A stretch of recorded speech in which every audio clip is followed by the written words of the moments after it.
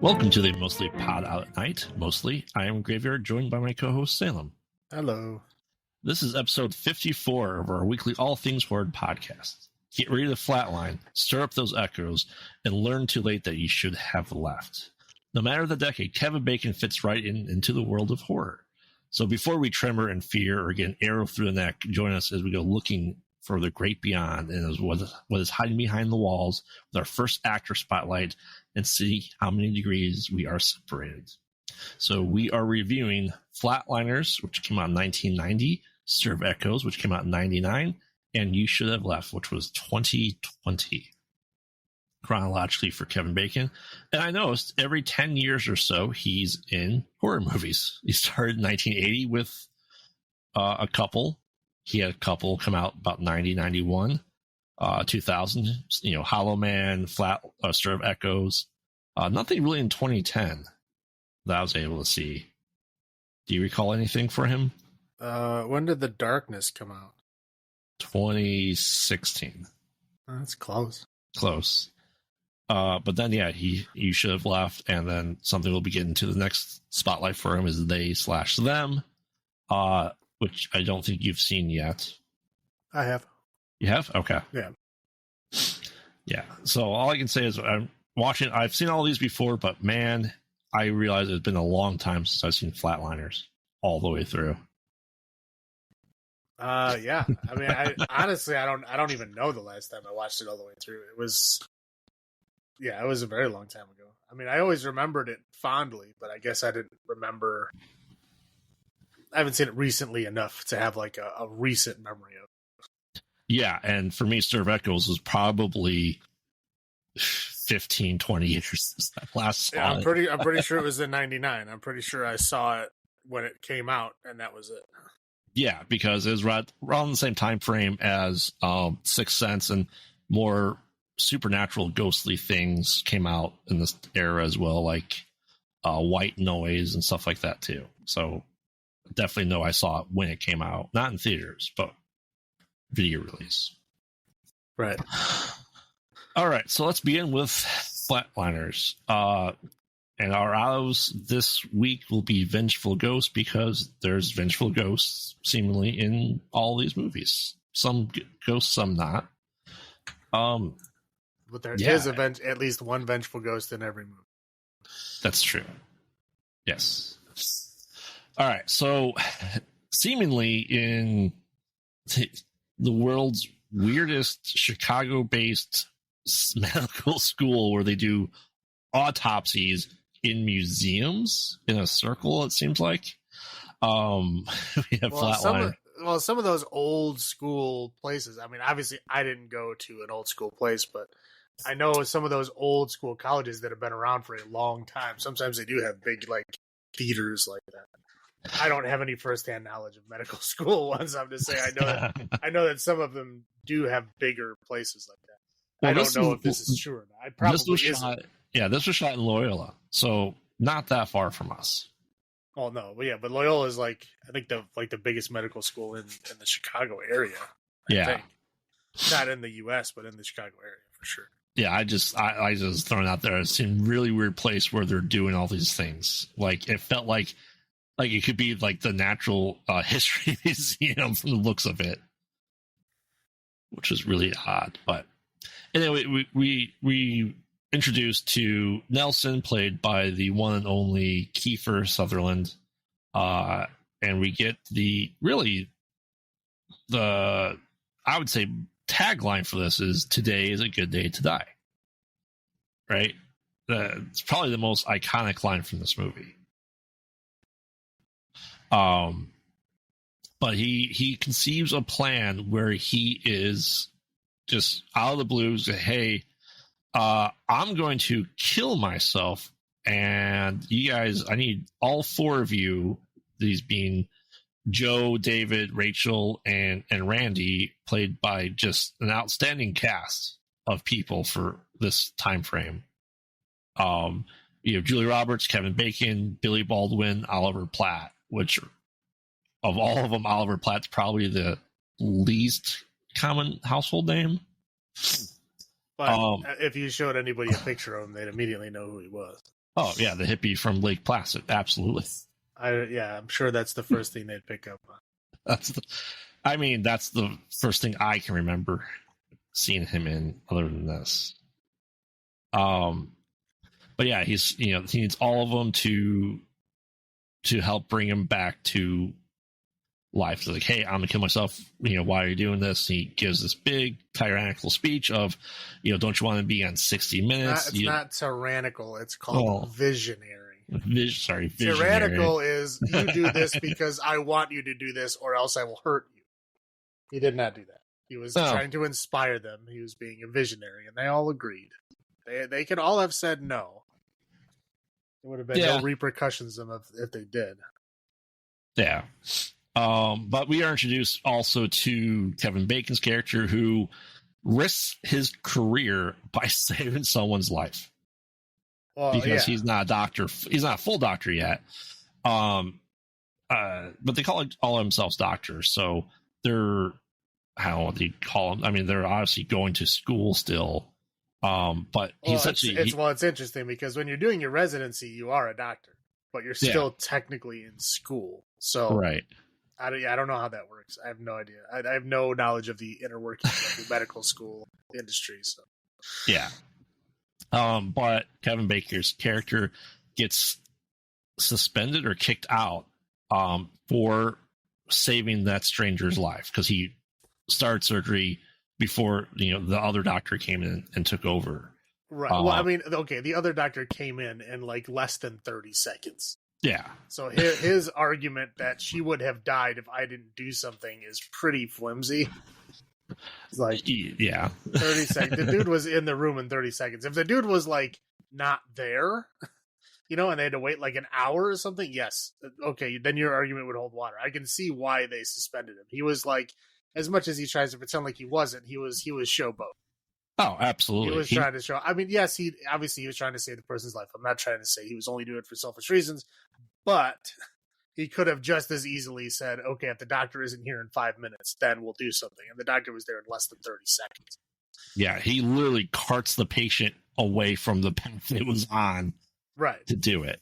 Yeah, was he wrong saving their life? No, not necessarily. But, I mean, yes, he is considered one of, I'd say, the best resuscitation doctors. He's just number one in his class. Yeah. So we're introduced to him that way. Julia Roberts is listening to people talk about what, that were clinically dead for like a minute or 30 seconds and describing what their experiences are. She's kind of working with dying patients or people that have had a near-death experience. Seemingly, once again, doesn't seem like a very hospital-like setting. But she is still there and she's talking to people and she's like, hey, tell me what you see and all that jazz, right? So she's very interested. We are introduced to then Billy Baldwin and Oliver Platt during a exam where they're kind of to work on cadavers and figure out the parts as part of their test. Very old school theatric operating room where they're all in a circle and they're saying, hey, he wants to do this. So he's talking to all, Keefer's talking to all of them saying, hey, we'll all be here. You guys can envision this together. Our names will be there if we have definitive proof of the afterlife. So he has everything laid out, all the medical equipment, everything he needs. So they say, hey, you can give me laughing gas till I get knocked out. And then you're going to inject me with something to stop my heart. You're going to lower my body temperature to 86 degrees because that way, it's easier on the brain because you can't have, the oxygen not going to the brain because that's what causes brain damage. And say, hey, and then after a minute, go ahead and then resuscitate me. Use the paddles on me, gradually increase my body temperature up to 96 degrees. So as all medical students, they have the understanding of how, the body can work to bring him back from the dead. And they always have this one piece of liquid in the vial just in case, or a syringe, in case they go, hey, this isn't working. This is a last ditch effort. So he goes, okay, so after a minute, he flatlines and we get, roll credits, and he's kind of running through a field with other boys and a dog, and he's able, running towards a tree and just kind of very garbled, dream-like state for the time being. And then they quickly start to panic after that minute because they're having a hard time bringing him back, seemingly. But they're all, pretty nervous and risking their entire careers just to do something like this. So he sees stuff, but he just tells people, it's like, oh, I can't describe what I saw, but there was something there. So go ahead and do this as well. Well, to be fair, he didn't tell them to do it. They wanted to. Well, yeah. Julia Roberts being the first one to volunteer. Yeah. And then Joe outbid her time. I think she said 1 minute and 20 seconds, and then Joe was like a minute 30, and at that point they were like, whatever. But Julia Roberts was kind of miffed about that, but they requested to do it themselves. Yeah. Oh, sorry. We should also mention that Joe has a camera that he uses to have arguably the worst position that he's recording people having sex with in his room and doesn't tell anyone. That's why he's there. He has the camera to record all of it. It is the best position for a movie that's not trying to show nudity all the time. True. And then Oliver Platt's character, we'll spoil it now, he doesn't flatline at all. And he's just very against all this stuff. He's kind of like the sane voice here going, you guys are just bidding with your lives now, But anyway, as going to point out, Joe outbid Julia Roberts' character, so he goes next. And he flatlines, and he essentially has an erotic dream from his vision. He comes back, and which is really weird to me is when they start resuscitating people, because they know it's not going to take instantaneous to resuscitate, right? So they stop at a minute 30, then they start resuscitating. It takes another 30 seconds to a minute to resuscitate them after the fact. So they're always longer than what their time frame is. Well, okay, to be fair, the first one they timed correctly. When they're going over the timeline, he does say, start bringing me back at 30 seconds. Yeah. And the process should take 30 seconds and I should come back. Now, the next ones, I believe they're just doing it. That's just for the movie quality, for the whole thing, counting down. They don't want to count down 30 seconds before and then start. That doesn't feel right to them. So they're trying to do the movie, quality thing where they're saying okay, here's the time, now go. They don't want to go, in between or, oh, we have 30 seconds, let's start now. Right. They want it to be more cinematic that way. Yes. So then, they all kind of recover and have to take a day's worth of rest because they were brain dead, for the minute and a half. Right. And he's talking to, Joseph's talking to Nelson's okay, well, mine was very, sexual. Wasn't yours? It's I don't remember.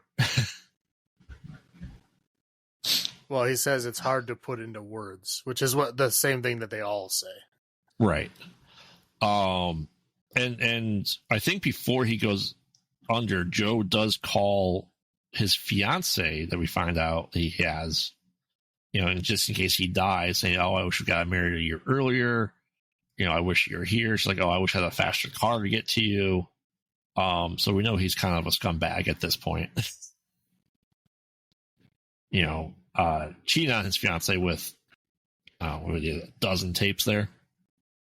I think it was more than that, but sure. Right. So yeah, they start going stuff, and Kiefer starts to have a little bit of flashbacks. Kiefer's kind of walking through a really bad neighborhood of Chicago through drug addicts, and people are like talking to him like he's starting to hallucinate stuff a little bit, and have seen his dog Sam, who clearly has broken legs. His name was Champ. It was Champ? I thought it was Sam for some reason. Your ears are being lazy. It's Champ. Okay. So yeah, he starts seeing his dog that would be dead at this point in time, but poor dog with broken legs. Next up, then they start arguing some more, and then David decides to go. Well, Julia Roberts again says, I got outbid last time. I'm going next, and then they start. Right, they start bidding again, and David, I believe, goes to like 3 minutes or something like that. Yeah, whatever. He gets to a number that she doesn't want to go to, and she gets very pissed off about it. Yeah, and Dave kind of, sort of, is doing this as like what he thinks is a chivalrous thing to protect her from doing it, when she really just wants to do it. And then Dave's also the atheist of the group, so yes. he feels like he's going to be the control, because he doesn't believe in any higher power thing. So he thinks that when he goes through, he wants to see what he sees, kind of thing. So right, whatever. So there's a bunch of reasons why he does it, but yeah, he's trying to upstage Julia Roberts. He likes her too, and as you said, trying to be chivalrous and protect her from this as well. But yeah, he's like, okay, I should see nothing. That's what I think. And if I see something, we know what it is. And he explains, after he comes back, what it could be. But anyway, he goes under, and it happens to be a full moon on Halloween, where people are just having a big ass bonfire in front of the museum or med school, which is pretty interesting. So David, being Kevin Bacon, he goes under and is... Well, to be fair, where they're doing this is not in the medical school. Right. They're doing... I don't know where it is. If it's like an old, like it looks like an old church that's being remodeled or something. I don't know what it is, but where they're doing these flatlines is not in the medical place at all. They brought all that medical stuff with them. In fact, we see the scenes of them bringing the stuff in for the very first one. Yeah. So yeah, I don't know where that is, but it's not in the school. Still though, I don't know where that building is. I'd love to know, because it has artwork in there, has a wall of hands.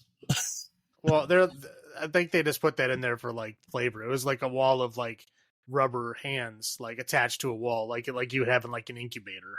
Yeah. So I don't know what that would be for. I think that was just there for flavor, but it looked like an old church, because all the stained glass was all like, God looking stuff. Yeah. I'm pretty sure it was an old church.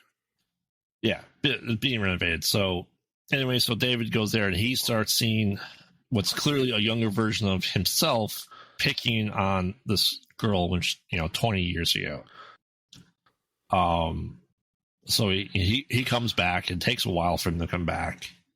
But yeah, he's going, Julia Roberts is there. She's like, what did you see? He's like, oh, it must have been something from my past, because it's my brain firing. Like, no, the EEG showed no brain activity. You were brain dead. So this wasn't in your head. It wasn't your synapses firing off one last time. It wasn't anything like that. So you clearly saw something. But yeah, so Julia Roberts gets upset that he did all this stuff, outbid her, and she wants to go again. Meanwhile, Kiefer Sutherland gets physically assaulted by a kid. When he goes to the alley, he ends up like underground, like whacker, it looks like, and got like punched and kicked in the groin by a kid. Next time he is hit. That was before Dave went. Yeah. So he had the scar on his face from before Dave went, and then he got attacked again with a hockey stick after Dave went. Yeah. Yeah. So he's getting physically beat up by something. Right. Yeah. Dave gets the scene once. Yeah. Like he gets only one thing. Everybody else gets like multiple things. Dave only gets it one time. Yeah. He's on the L, and it's going underground into the station, and he sees the little girl that he picked on, and she's just calling him, just ripping into him like he was probably ripping into her 20 years ago. So yeah, so once that happens, so Joe starts seeing women everywhere, like, oh, don't I recognize you? And they start harassing them, just appearing out of thin air, essentially around him. Whereas, hey, don't you want me, and stuff like that. So he's getting mentally assaulted. So is Kevin Bacon, but Kiefer is getting physically assaulted at this point.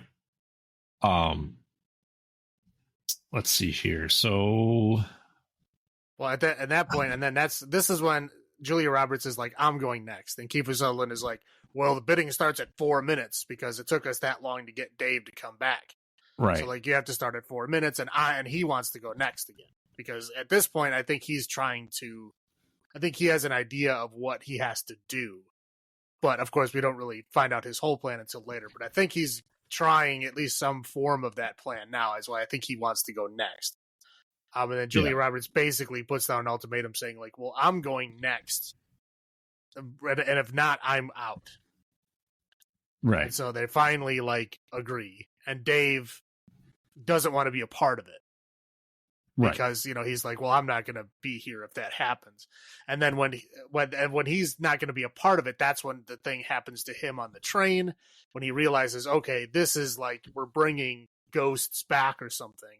I don't want past trauma. Yeah. Yeah. I don't want her to go through that. So he goes there to stop it. But when he gets there, she's already gone. Right. So he tries to, that's when he goes, oh, we're going to bring her back right now. And it's like, well, it's not time yet. She's still supposed to be dead. And she's like, no, he's like, no, we got to bring her back now. Cause we don't have to tell her the truth. Right. We don't have to tell her what's going on. So and then they immediately try bringing her back, and then the power goes out. Yes. Old church. I don't know what that fused tower. Yeah. Right. Yeah. I don't know what was going on, but water gets in from the rain and it shorts it out. So they're trying to bring her back with old school CPR and stuff. Yeah. While some people are trying to fix the power, some people are just doing old school CPR. And anyway, she ends up being there for a while. A long while. She essentially is a little girl and is, childhood. Her dad comes back from the Vietnam War, because it's 20 years ago, 1970. And then she's like, went to a room she wasn't supposed to be in. And all of a sudden the dad goes outside and hear a gunshot. And seemingly he kills himself. I think this is when the argument was that they were seeing things, right? Well, yeah, this is when, Dave they were like, why did you come in and try to take her out? And he was like, well, I think Nelson has something to tell us. Yes. Did something come back with you? And he was like, yeah. And he's like, what did you know? And he's like, I had my suspicions after Joe. So he's like, oh, so before I even went? And it's like, I mean, whatever. He didn't know what was happening at that point. No, he couldn't have explained it. But he's like, you could have told me. I would have had the choice. Then you gave her, you took away her choice by withholding information, which Julia Roberts says is the same as lying because he didn't give him all the data, which is fair. Right. Yeah. And then Joe says, okay, yeah, I've been seeing things too. And then Dave was like, yeah, I saw this girl that we picked on as kids. We need to see what she saw because she was gone for longer than all of us. Yeah. So they were waiting for her to come out and give them answers. Yeah. And she pretty much, when she got back, because they brought her back the old school way, but she goes in the bathroom, she immediately has hallucinations. Yeah, literally. Yeah. They're they bang on the door, are you okay? She's like, yeah, I'm fine. And then she hears somebody walking behind her and she's like, I said I'm fine. And then she turns around. Did you come here to watch? Yeah. And then Ghost Dad was behind her. Yeah. So then they go, okay, we need to do something about this. Joe's fiance appears and finds his, not secretive tape collections, watching them. And she's like, oh, please tell me this meant something to you. Because if it meant something to you, if you cared about them, that'd be one thing. It meant nothing. Well, that's even worse. So, yeah, we're done. And because of that essential closure or this coming to repentance, as they say later, Joe's vision stopped. Right. But okay. Well, one, they don't really say that they stopped. We know that they did, but he doesn't bring attention to that. And I think he gets off really easy. Like, yeah. I mean, really. I mean, of course. I mean, yeah. It sucks for him that he loses his fiance, but like, I mean, dude, you had to have known you were going to lose your fiance eventually anyway. Like, there's no way you can live that life all the way down to the end of that line. Yeah. But anyway, that's when Kevin Bacon gets the idea that he's going to try to like fix what's wrong, and then the ghosts are going to go away. Right. So, he spends the night with Julia Roberts, saying, I know what you've gone through. I'm going to be here for you. I'm not leaving inside. And they, have sex. Kiefer puts on some nasty They don't have sex that night, to be fair. Because she literally just came back from the dead. I'm pretty sure she's not in the, mental and health he's still watching her. But that night, though, Nelson does put on some beefy locks on his doors and sits there with a screwdriver waiting for the ghost to get him. And he knows that the ghost attacks him with the same screwdriver that he was holding. Right. So a little bit of foreshadowing there. So yeah, then, like, okay, and David's going to go visit. He's calling around looking for the girl that he picked on, finds her and drives. And Kiefer goes with him. He's like, I don't want to be, left alone. He's like, dude, you should take care of your face. He looks like he'd been stabbed in the face. And fair, he was. So Kevin Bacon goes find the Winnie that he picked on, who's still alive. So it's not a ghost from a dead person for him. Goes there and like, I was wrong. She's like, oh, it's in the past. Forget it. And apologized, and he repented. Meanwhile, in the truck, the army truck that he has. Yeah, I don't know what that truck is. Right. I don't understand. And like he does Soviet one thing. Truck. Yeah, he does one thing that really, really bothers me. Locks his car. Well, no, the Kiefer Sutherland did that because he was in the car and he's trying to prevent the kids from coming in. That doesn't bother me. Okay, literally the scene before, Kiefer Sutherland, of course, gets attacked by the kid in the truck. Right. And he's using, like, it looks like an ice, like, axe. Climbing axe. Yeah. It's a climbing axe, right. yeah. And a climbing axe to, like, attack him in the back of this truck. And he gets in because the back of the truck is not secured. And it's just a flap that's just blowing in the wind. Kevin Bacon, it's his truck. Yep. Runs up and smashes his own window. Yep. Knowing that the back of the truck is just a flap. Why would you break your own window if you know that you just have a flap in the back? And not only that, but he was in the back. It makes no sense that he smashes his own window. I mean, it doesn't, it literally doesn't matter for the whole rest of the movie. It just really bothered me. I'm like, dude, we just saw it was a flap. Yes. Why would you not know that and break your own window? Like, how hard is it's going to be like impossible to find a replacement window for this, like Soviet era truck? For this like ridiculous truck I've never seen before in my life.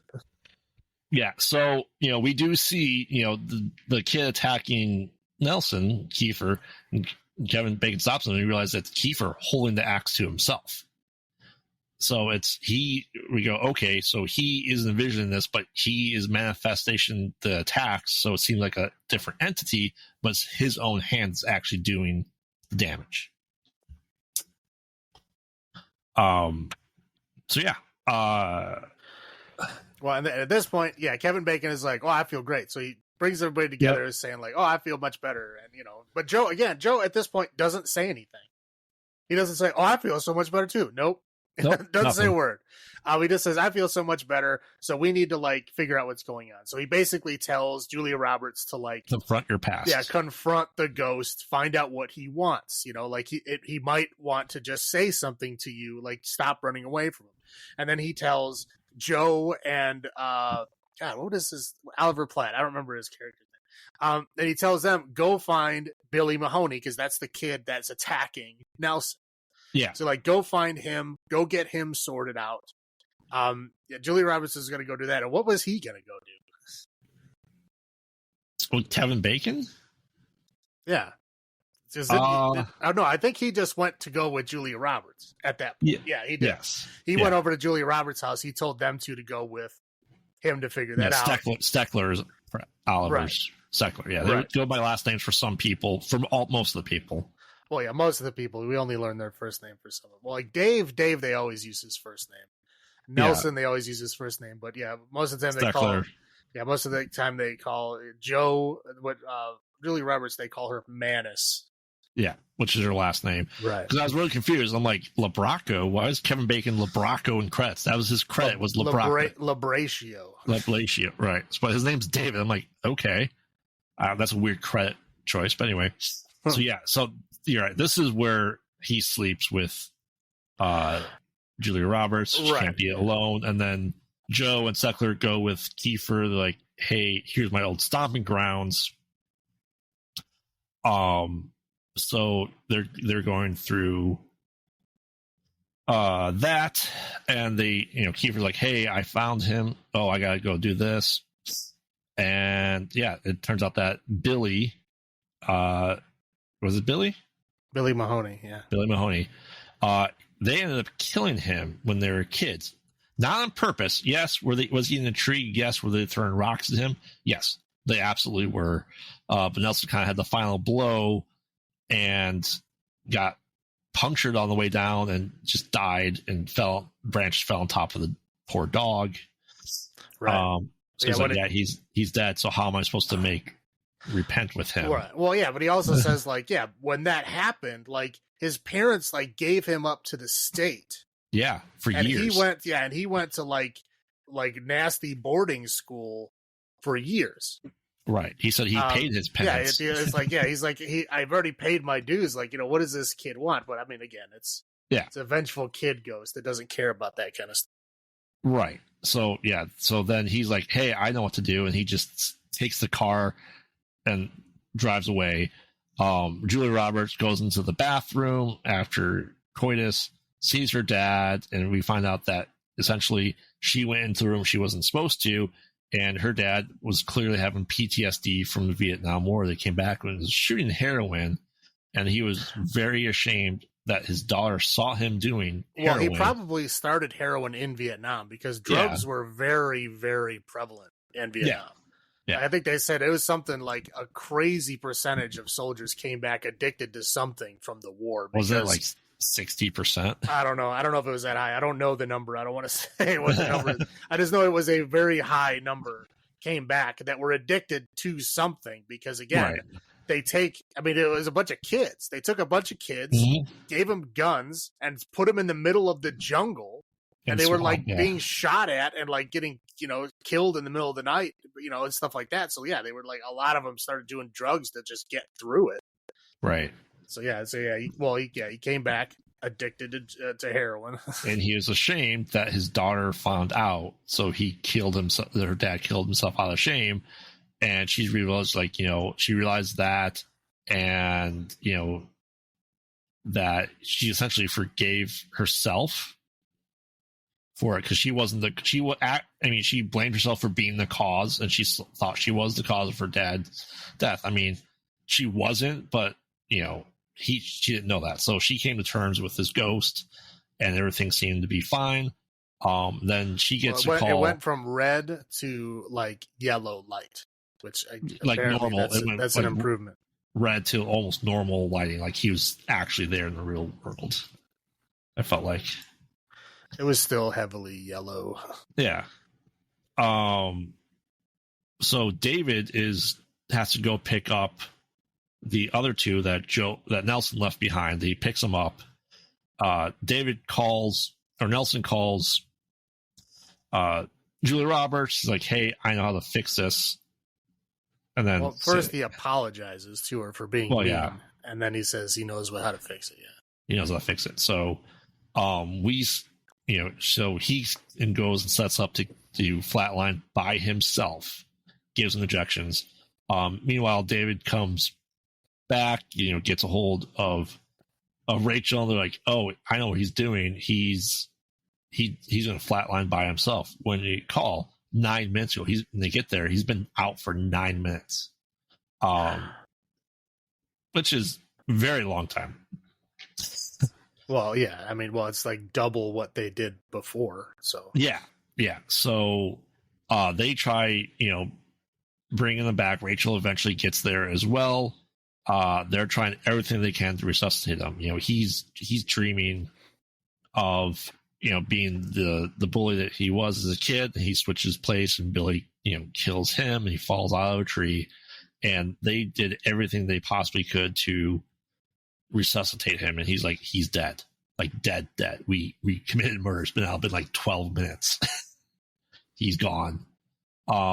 Anyway, but Kevin Bacon doesn't give up, so he gives him whatever this cocktail was, like it's to set him on fire. I think it's what's the wake up, like set your nerves on fire drug, like as a last ditch effort. So eventually, Kiefer Sutherland wakes up in the dream state. He gets helped up by Billy, and he hears his friends call him. He goes back. Then he whispers into Kevin Bacon's ear, and it wasn't such a good day tonight. End of the movie. Yep. So, as we said at the top of this, I don't recall when the last time I watched this all the way through. I'd forgotten a lot of this movie. Yeah, no, I'm sure it was probably like high school the last time I watched this all the way through. Yeah. It was a very, very long time ago for sure. But I mean, for it being 33 years old, and are some of the visions or the afterlife scenes confusing at first? Yes. I mean, you expect it to be. It's very. That's where the movie gets very, I'd say, artistic. Well, yeah, but they also do, like, all of the different things that they do are all things that people have said happened to them in near-death experiences. Yes. Like the one literally has like the rewinding of their whole entire life right before their eyes. Like one like sees every single person they've ever met in their life, in a long line. I mean, these are all things that people have described as like what happens when they're near death. Obviously, once it gets past that, it goes into like, what their trauma is and what they bring back with them. But all the initial things that they're talking about are things that people literally say. This is what near-death experiences is like. Yes. But no, I mean, I think the movie was great. I don't know why I waited so long to rewatch this. Like when the 2017 Loose sequel came out, knowing me, I'm like, I should have watched the original and then this. I didn't do that. I don't know why. And I think this movie is pretty good and largely forgotten about for the most part nowadays. Well, I mean, if they made a remake, it's obviously not that forgotten. I mean, somebody still realizes that it's still good. But yeah, I was trying to make it a point to rewatch all the Kevin Bacon horror movies I could remember after I saw You Should Have Left. Mm-hmm. So I've been meaning to do it for a couple of years. I just haven't got around. I mean, but do you remember your first thoughts on this, or what on the rewatch? First thoughts? I don't know. But the rewatch though, it was like 30 years ago. Yeah. I mean, it was good. I mean, I forgot everybody that was in it. Yeah. I'm like, I think I remembered Kevin Bacon and Kiefer Sutherland. I think that was it. I didn't remember anybody else that was in. Yes. Yeah, I agree. It's been that long where I don't remember. I remember there was a guy with the video, but I don't remember who it was. I remember there was a girl, but I didn't remember who it was. Yeah, that's pretty fair. But the picture of Billy Mahoney, like I remembered that. Like didn't forget a scene that he was in. I like it. Those scenes were like burned in my memory from back then. So like those scenes I remembered exactly what they were. But yeah, there was a lot of the other like less known scenes I couldn't remember. Hadn't remembered seeing. Yeah, I mean, I'll say this right now. It's something I should watch more than once every 30 years. I think it's probably every maybe 5 years or so. But yeah, and going back to it, you realize like, wow, like the main cast are like what they were then to the household names that they really became years later. Like this is the start of most of their careers. Well, I mean, Kevin Bacon was still pretty big by this point, like, because he had a big 80s career. Yeah. Kiefer Sutherland, he had some hits before this. I mean, not the biggest hits of his career, I don't think. But No. like Lost Boys was before this. Yeah. But I think this is really what helped make most of them more of a household name. Yeah, like Julia Roberts. I think this was the first movie that she was in after Pretty Woman. Yeah. Now, the Pretty Woman was the movie that made her. So like she was still like brand new on the scene when this movie came out. Right. And Billy Baldwin was pretty much new on the scene at this point too. Right. He didn't really go as far as the rest of them did. I think. but at this time he was hot. Yeah. So yeah, I'll just roll into my highlights. Like I said, the cast. The cast was amazing. I think everyone did their role perfectly. And yeah, and the reasoning behind it, I mean, they didn't really give much of a background as to why Kiefer decided this. He just woke up one day and said, I'm doing this. Well, I mean, people want to be famous for different things, and people have interests in things. And if it's something that's not, I mean, like, has any other doctor ever tried to kill themselves to get the answers of life and death? Maybe. I mean, not that I know of, and I'm sure we would know about it if they did. I mean, not only that, but it's extremely illegal. I mean, you can do it to yourself, but getting other people involved, that's a huge thing that you could get, in a lot of trouble for. Yeah. Yeah, so, but I mean, in real life that doesn't happen, but I mean, I can see it happening. I mean, that people get stuck in that kind of, but again, it's something that you want to get famous. Like that was his whole thing. They kept ragging on him later on, like, oh, you just want to be famous. And he's like, yeah, he doesn't deny it at all. So I think he's just a visionary that's trying to let other people see his vision. And he thinks fame is the way to do that. Yeah. I said though, the casting and the atmosphere and just the visuals, I think were pretty spot on. The confusing at first, but all started to make sense. And we know Chicago a little bit, clearly not enough to know what the buildings were. But no, I mean, overall, like I said, I think it's a pretty good movie. I mean, what are your highlights? Yeah, I mean the cast for sure. I mean, I think it was good. The rest, a lot of the other stuff that I liked was just like the goofy little Chicago things that were around the city. Like they literally had Illinois Bell payphone booths. Yep. Which Illinois Bell went out of business. I mean, like 20, 25 years ago. It was a long time ago.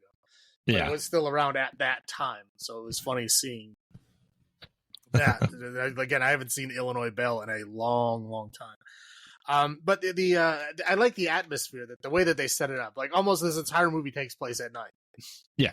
So everything is always very, very dark. I think there's like 2 scenes that happen during the day, and that's when Kevin Bacon goes to see Winnie. Winnie, the girl he was making fun of, and then there's like a scene of them like, after the first successful thing, there's a scene of them like walking down the street during the day. The rest of this movie takes place at night. Yes. But it's I mean the way that it's shot, like the darkness, the the camera angles and all that kind of stuff, it like intentionally gives you like this dark atmosphere, this kind of use the White Wolf term of like gothic punk, to where it's like it looks very, very, very dark, but it also has that edge to it. Yeah, I can see that. Yeah. So it was, again, I really like the way that they built the world, built this atmosphere for this place. All right. What about low points for you? Obviously, the breaking of his window. Well, yeah, the breaking of the window just bothered me. The other thing is the magic blanket that they have, right? That cools and heats? There's no such thing. Okay, there's no such thing that does that. There would be 2 separate. I don't think there's there probably is a cooling blanket, but I've never seen a cooling blanket.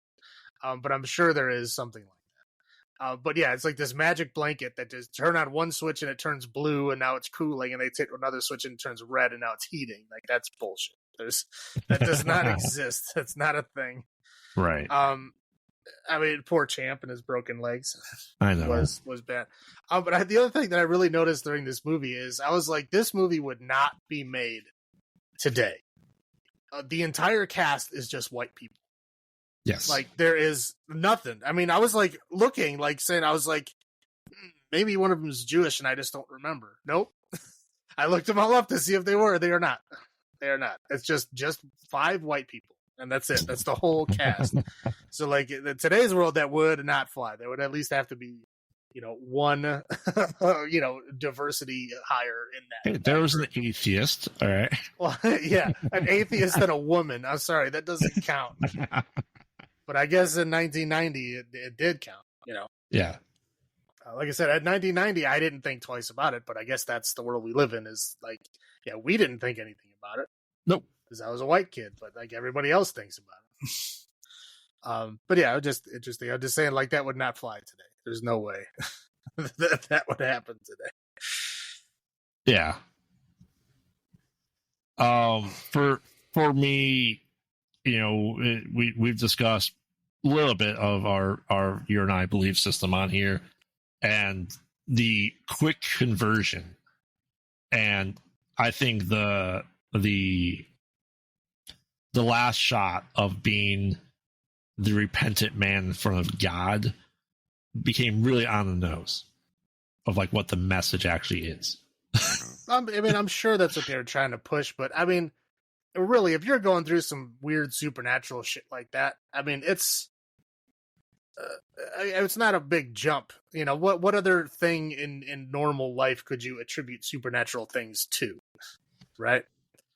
So, like, yeah, he's an atheist. Obviously, he's like one of those atheists that likes to shove it in your face because he mentions it like 3 times before it even matters. So obviously he was like just waiting. He's on that line, just waiting to say something. And so those kind of people, in my experience, are the people that are more likely to fall over to the other side just as easily as they fall over to the other side. Yeah. So, yeah, it's for him. And again, he had a vision. He was on the train and some little girl was making fun of him. He's like, that sucks. That was his whole experience. Yep. Only one time. And it was like a very minor experience of like a little girl calling him like little girl, insults. Duty turd. Right. Yeah. Like duty face. Like, okay, that's not scary. That's what. Yeah, it's annoying, but that's not something to make me believe in God if I was an atheist. Like, correct. That's my problem. I don't understand what that was about. But again, yeah, I don't think he really became a believer. I just think, again, if supernatural things are happening to you, and you're upset about something, yeah, I could see like yelling up at the sky, your fist shaking, like, what do you want from me kind of thing. I don't think he was necessarily like recruited to the other side. I think he was just having a stressful moment. They didn't really push that whole Jesus angle at the end. But yeah, I mean, that's what bothered me about his character, though, was that it was just, yeah. I feel like, they should have had each of them that went under, and I completely forgot that Oliver Platt didn't flatline at all. There should have been more imagery, more scenery to make them realize this is what they got to do. It was just like you said, he's the one and done, and he's done. And like I said, and then Joe going, "Oh, my fiance broke with me. I'm good," and then saying nothing. Well, okay. Well, if I was Kevin Bacon, the way that he went about it, that's exactly the way that I think a normal, rational person would. Like, obviously, you had a near-death experience, you came back, and all you could think about was this horrible thing you did to this one girl. Like, obviously, you're still holding on. Right. And he realized that. So he's like, you know what? I'm going to go fix this. And he goes and he talks to her and he apologizes, and then it's done. And that, to him, that makes sense. And now he thinks, oh, yeah, I know how to fix this thing. We'll just have everybody go do that. Yeah. You're not realizing that, the kid that is attacking Nelson is a ghost, and he's been dead for how many years? Like, obviously that's going to be harder to fix. Like, what do you do in that case? Yeah. Yeah. Salt the bones, burn them. Right. Yeah. Like, I don't know. I don't know what you would do in that situation. Again, I mean, I'm sure there was another option other than like, kill yourself and then let the ghost kill you too. Like, I think there's a better option there somewhere, but I don't know what it is. Right. They didn't have a whole lot of time, I guess. Yeah. Yeah. I wish they had explored, because without getting too philosophical and too deep into this, I feel like you're right. They said at the beginning of this, they all kind of see what everyone expects to see in near death. I think that has become a permeated thing into the culture and so therefore is what people tend to think they see. Well, yeah, that's the prevailing theory right now, is Right. that people see that stuff because, that's what people tell them they should see. Correct. But yeah, that's why there's a lot of studies going on. They're trying to do it like cross-culturally. Mm-hmm. But again, in the global world we live in now, there's not a whole lot of, Right. cultural isolation, unless you're talking like, one of those like uncontacted tribes somewhere. Yeah. Yeah. But yeah, I think that just that was those are my low points. So I'll go first into number of vengeful ghosts out of 10. Like I said, I was surprised at how much I've forgotten about this movie. And surprised that for being as good as I thought it was, I just didn't rewatch it more. So I'm going 8 vengeful ghosts out of 10. How about you? I'm in the same boat.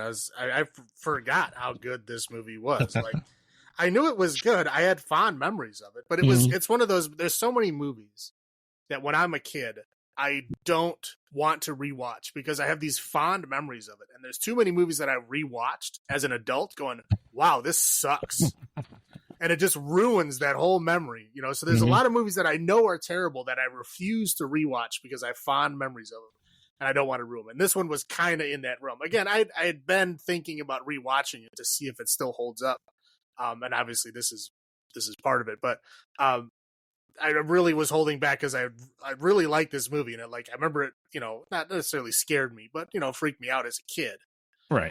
So yeah, I was like, it's probably not going to scare me at all. But no, it still holds up. It's still, children scare me. So yes, violent children scare me even more. So it still holds up. But yeah, I'm gonna actually go a little bit higher than you. I'm actually gonna say it's an 8.5.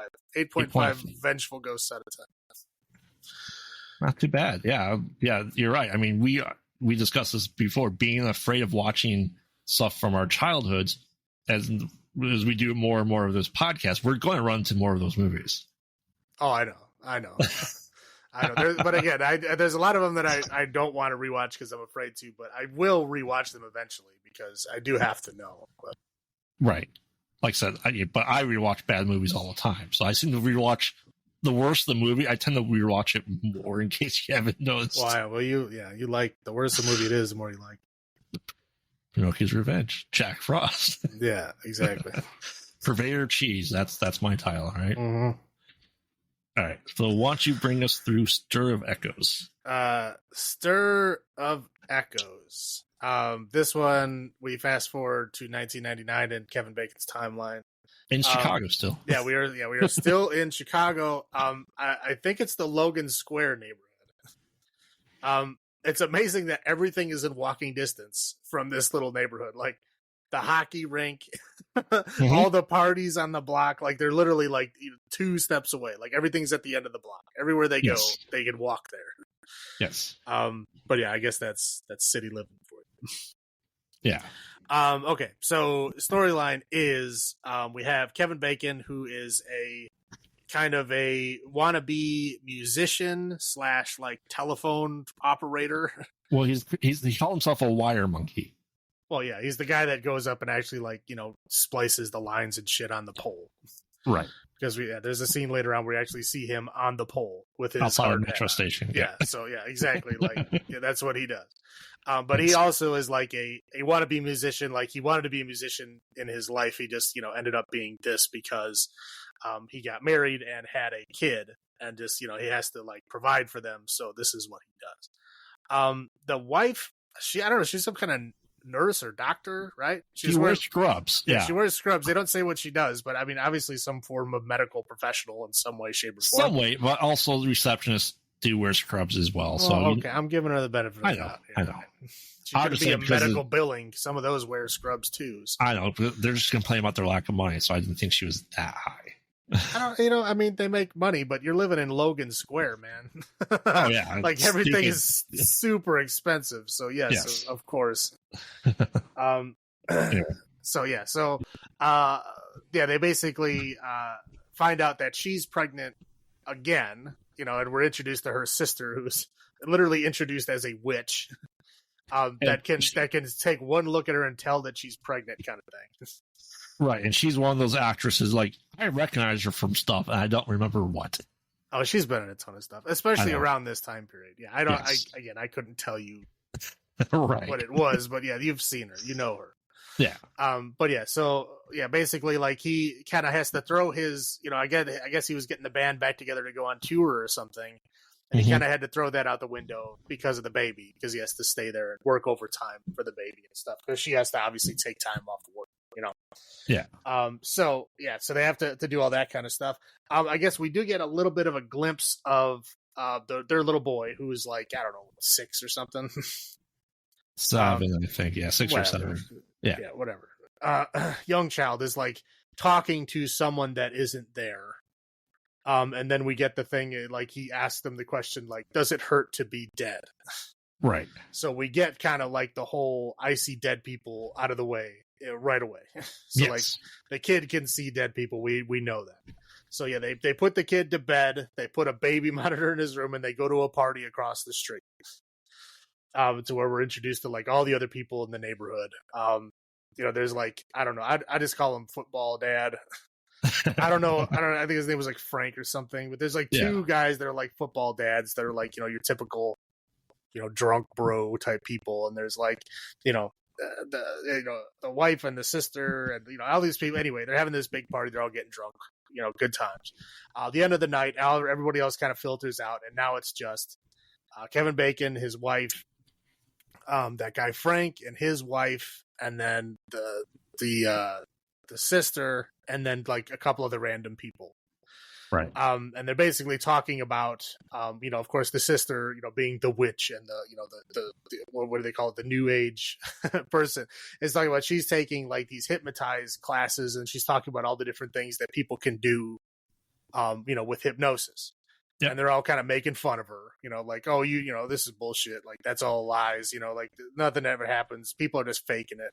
So she goes, okay, well, and he's like, okay, well, do it on me. Let's, go ahead and hypnotize me. And so, like, he gets under, there's this whole like theater scene of like him getting hypnotized. And then essentially he gets hypnotized and he blacks out, and then he wakes up and he's like all like sweating, and it looks like he's been crying and stuff, like, and everybody's like laughing. And he's like, whoa, what happened? He's like, he's all freaked out. And he's like, you don't remember anything? He's like, no. I guess they like stuck a pin through his hand, and like they told him to bleed only out of one side, and he actually did. They're like all this weird stuff. They're like asking him about like what horrible things happened to him. He's talking about some kid that beat him up when they were like little kids, stuff like that. And they're telling him about it. And he's like, wow, I haven't like thought of that kid in a long time. And he's all like, kind of scrambled. Like his brain is all like, he can't think straight. In fairness, he was probably drunk, though, too. Well, yeah, he was. He definitely was, because they made a comment. She's like, you're not supposed to hypnotize drunk people. And he's like, well, whatever. I don't believe in it anyway. So, yeah, he's all, like, messed up. And he's like, all right, we need to go home.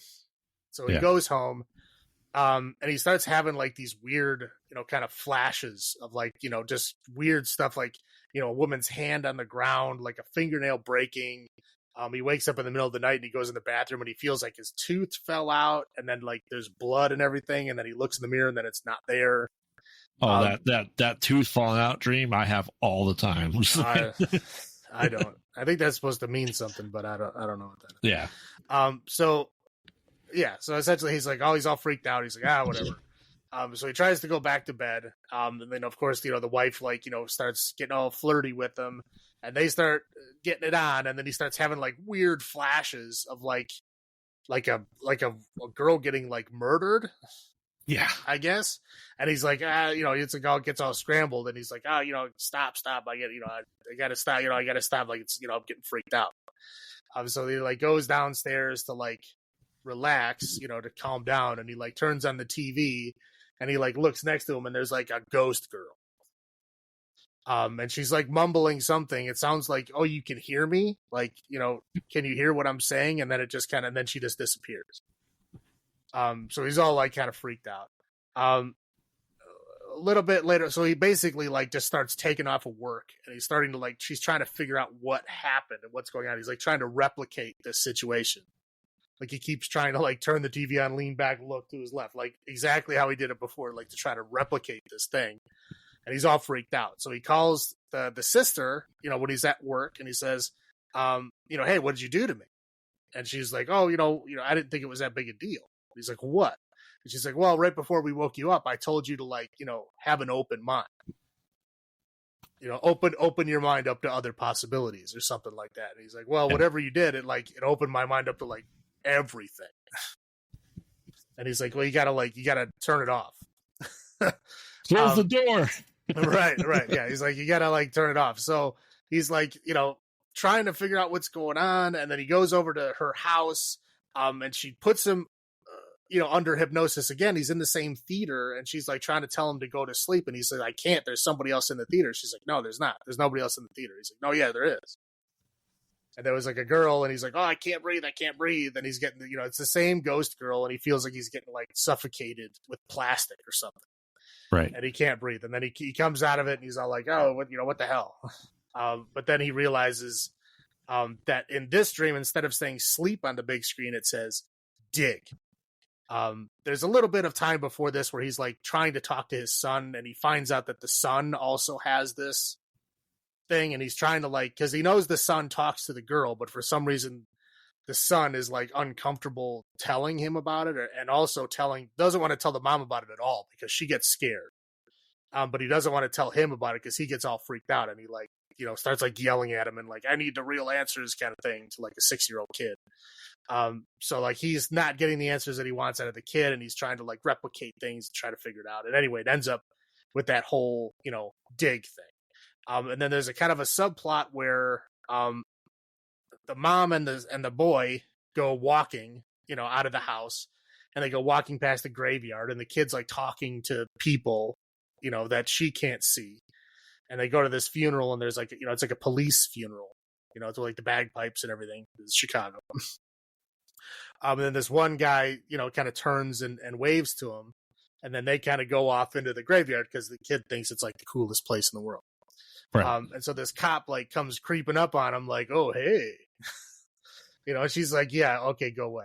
Trying to get him to go away. But basically he says that he has the sight that he can tell the boy does too, that he can see, ghosts or whatever. And so he knows the boy's name, I'm assuming because the ghost told him. And then the boy knows his name because, again, I'm assuming because the ghost told him. But he's like, oh, and your daddy's got the power too? Well, he's like, ask her if she does. And she says no. And he's like, this daddy? And then she says yes. And he's like, oh, here's my card. Come and see me tonight. Or tell him to come see me tonight. Yes. So, yeah, while he's still trying to get the kid to tell him what's going on, she says she's going to a movie. And then, again, she just goes to meet up with this guy called Neil, and he's hanging out with a group of what he says are other people just like him, but they're all paranoid, and they keep yelling at him to close the door and tell this person to go away.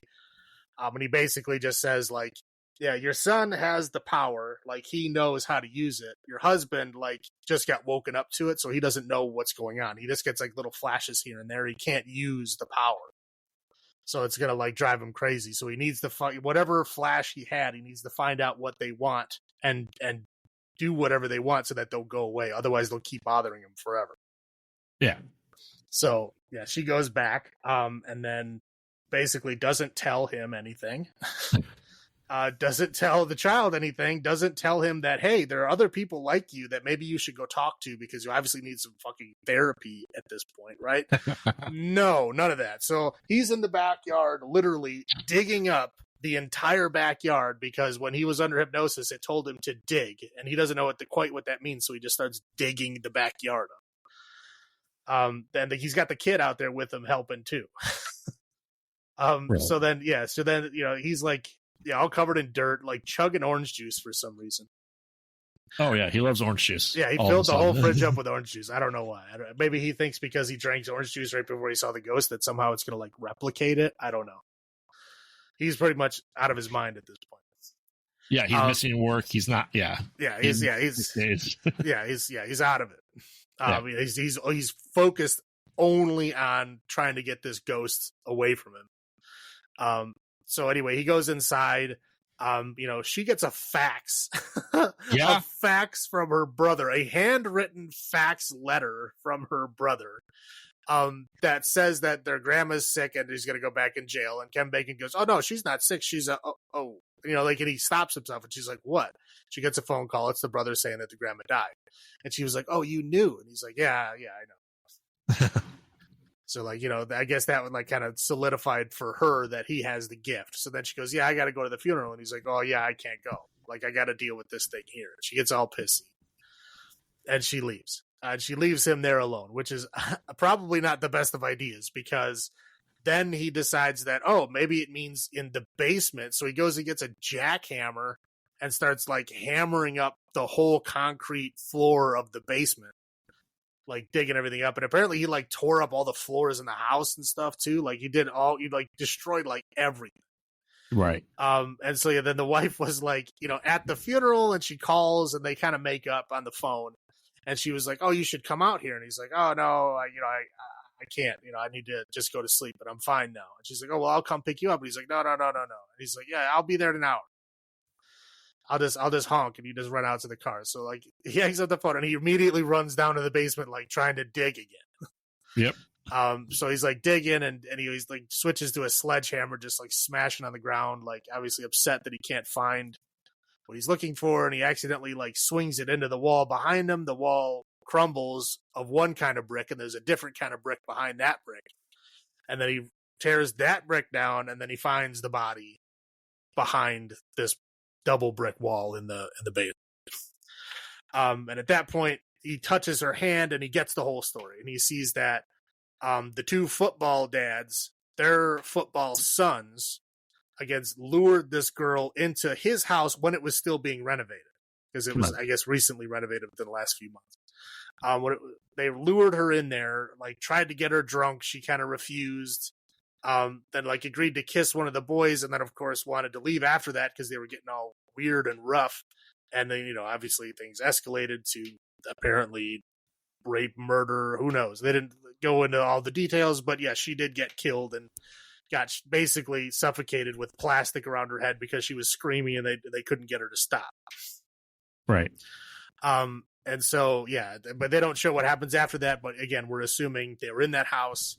They went downstairs. They put the body in the plastic.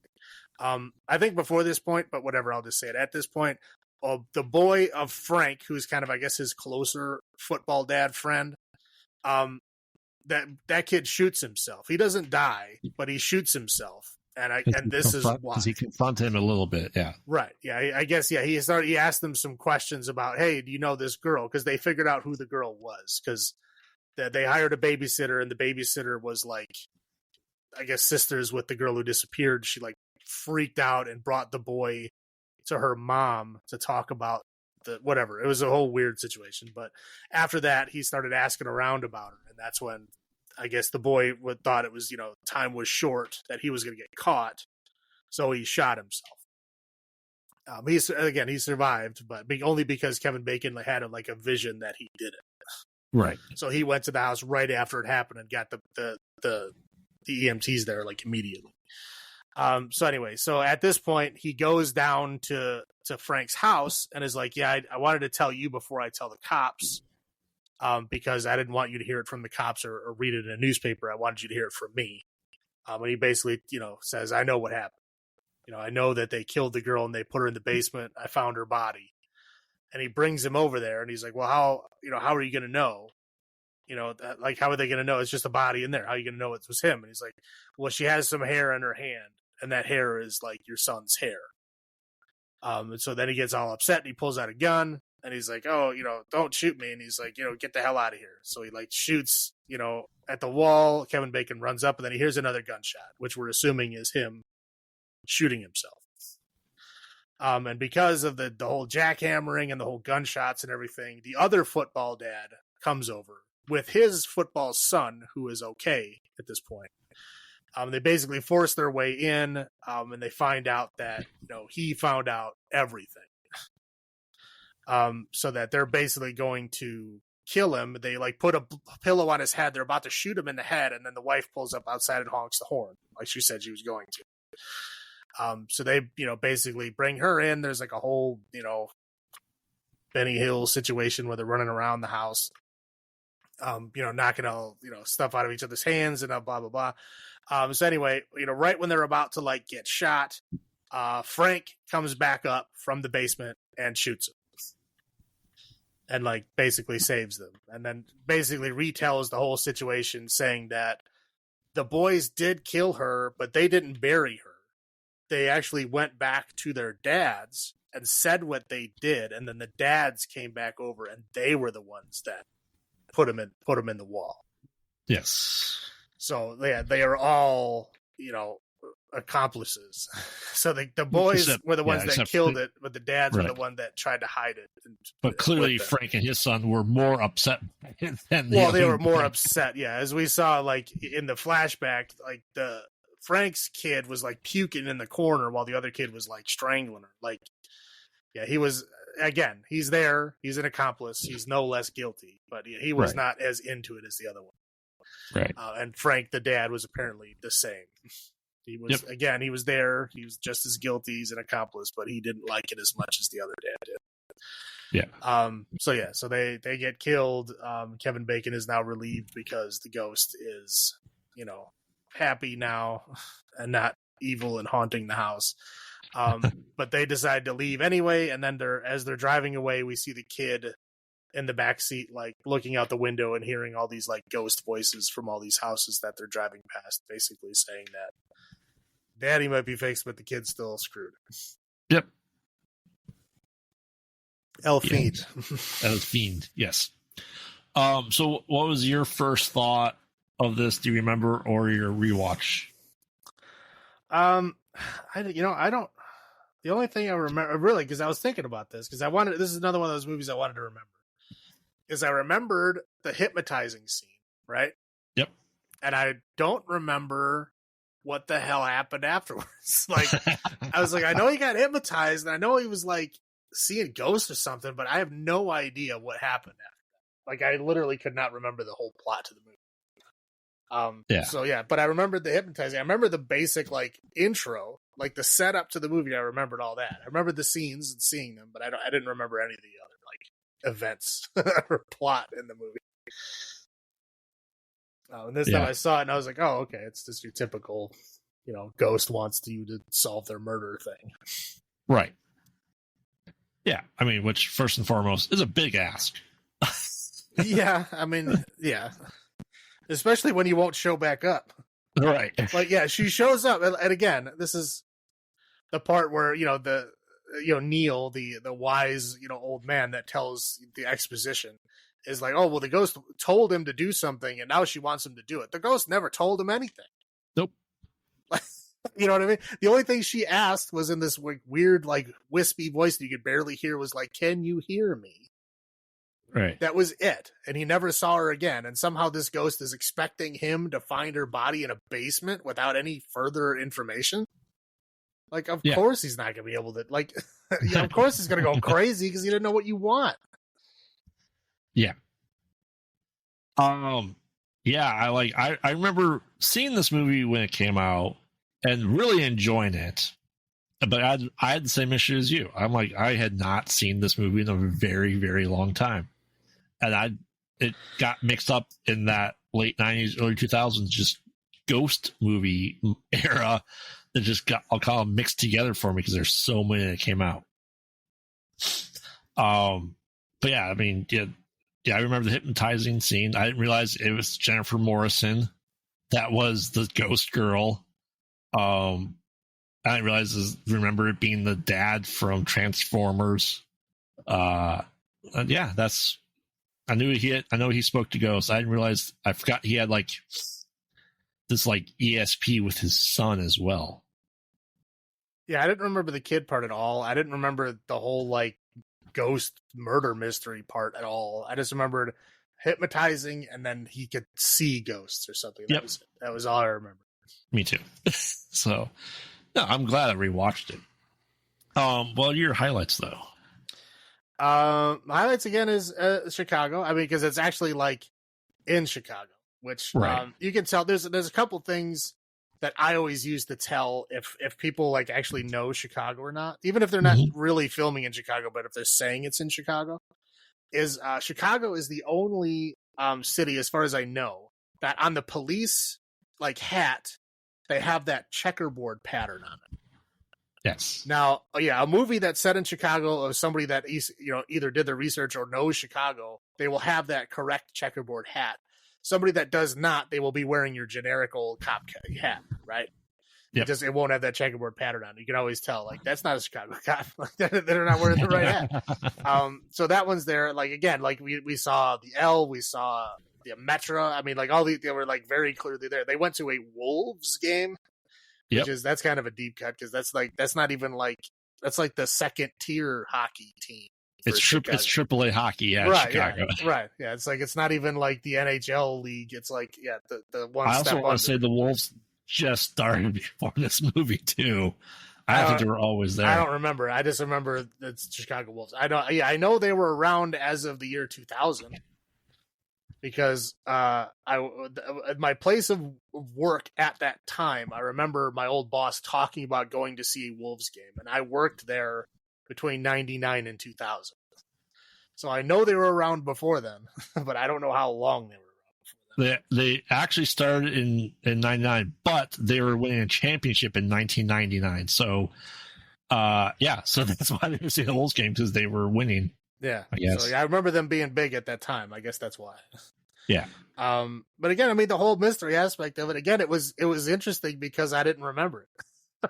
Right, so I had seen it before, but I didn't remember like who did what at all. So yeah.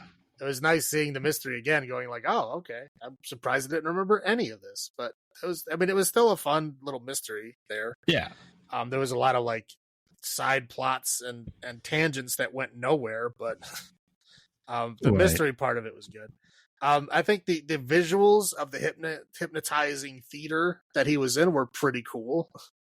Right, because she goes, oh, the theater walls are black. The chairs are black. And they show him transfer. Like, oh, you're in a theater. And at first he was in like, like a high school auditorium. And it's like, oh no, it's a movie theater. And then, you see like the screen come down.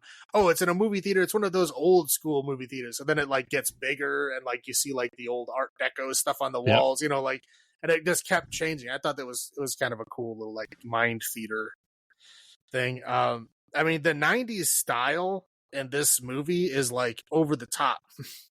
Like every single woman had like a bare midriff shirt pants combo on.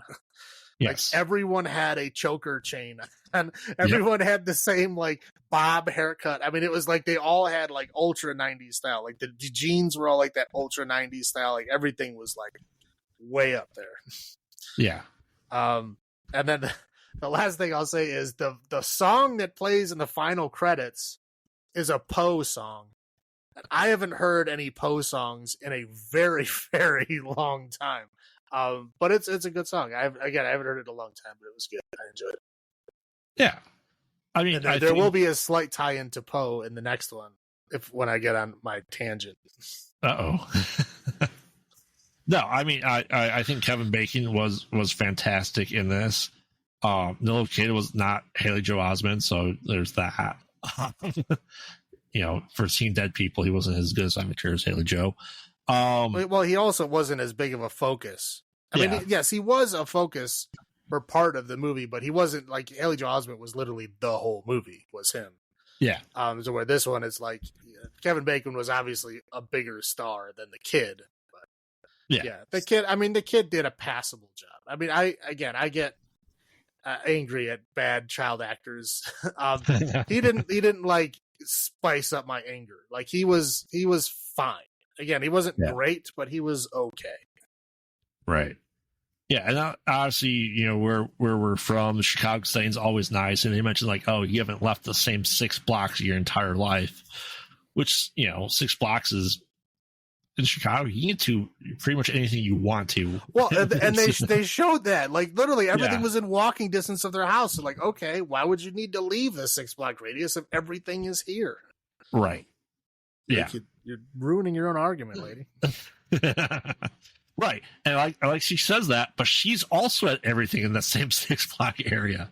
She's there with them for everything too. Right. The graveyard scene was great. Yeah. Yes. He reminded me of Doc from The Shining, but he seemed more like Herbert, Chris. Yes. Like, it was just like, yeah, it was just creepy. Like, I mean, what do you think is going to happen? Yeah, you're sneaking up on some lady in a graveyard. Like, yeah, of course she's going to be apprehensive, dude. Your boy's eyes are sure nice. But it was just the thing, like, it blew my mind.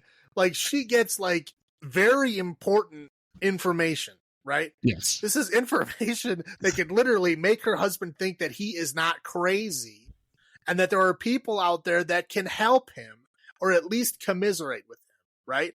Yep. Like, make him feel like he's not alone and he has someone else to talk to that's not a 6-year-old, you know, that can, like, see the same things he's seeing, and she doesn't tell him at all.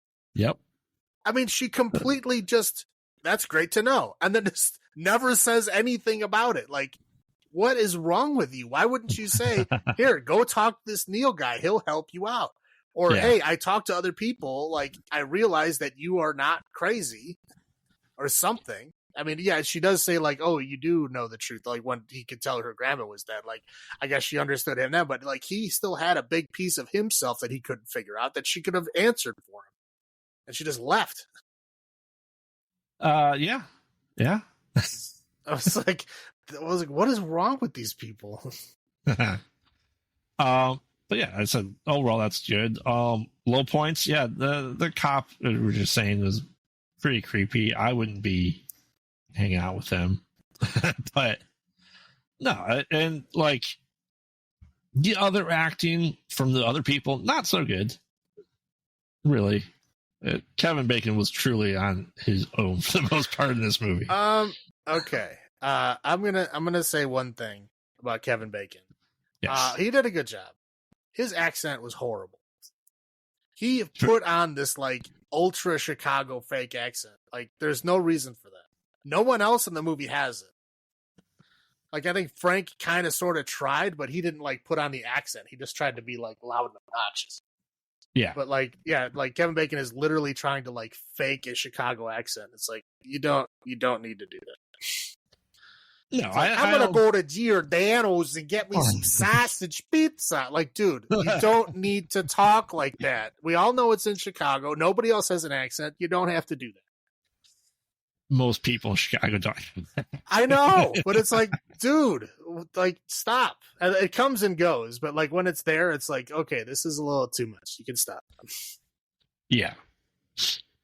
Yeah. Yeah, I said her not telling her husband, definitely a low point. I think that should have happened in the movie. The cop, the whole cop interaction at the bus station, the bus terminal. Like, oh, did you take their kid? Yeah.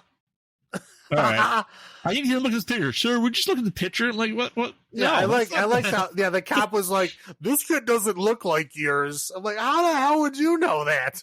How the hell would you know whose kid is whose by what the kid looks like? Like, right. You're a cop. I mean, I don't even know. What would you have to be? Like I don't even know. Who would be able to tell their family by looking at them unless they're in their family? I know, but I mean, like, even if they weren't pressing charges at that point in time, she still needed to get, like, arrested or something. I don't care if you brought the kid to your mom. Like, a cop's still going to bring you in for questioning. There's still going to be more than just going, yeah, you're free to go. It was a bizarre scene. Yeah. What about your low points? Yeah, again, that Chicago accent really, really bothered me.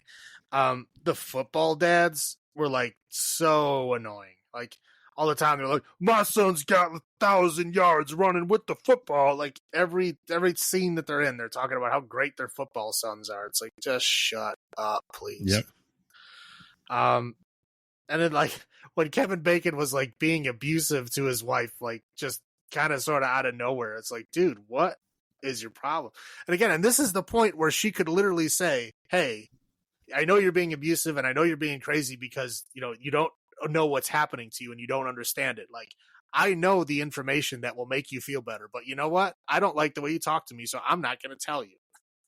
And I'm going to let you spiral out of control to the point where you're jackhammering up the basement floor.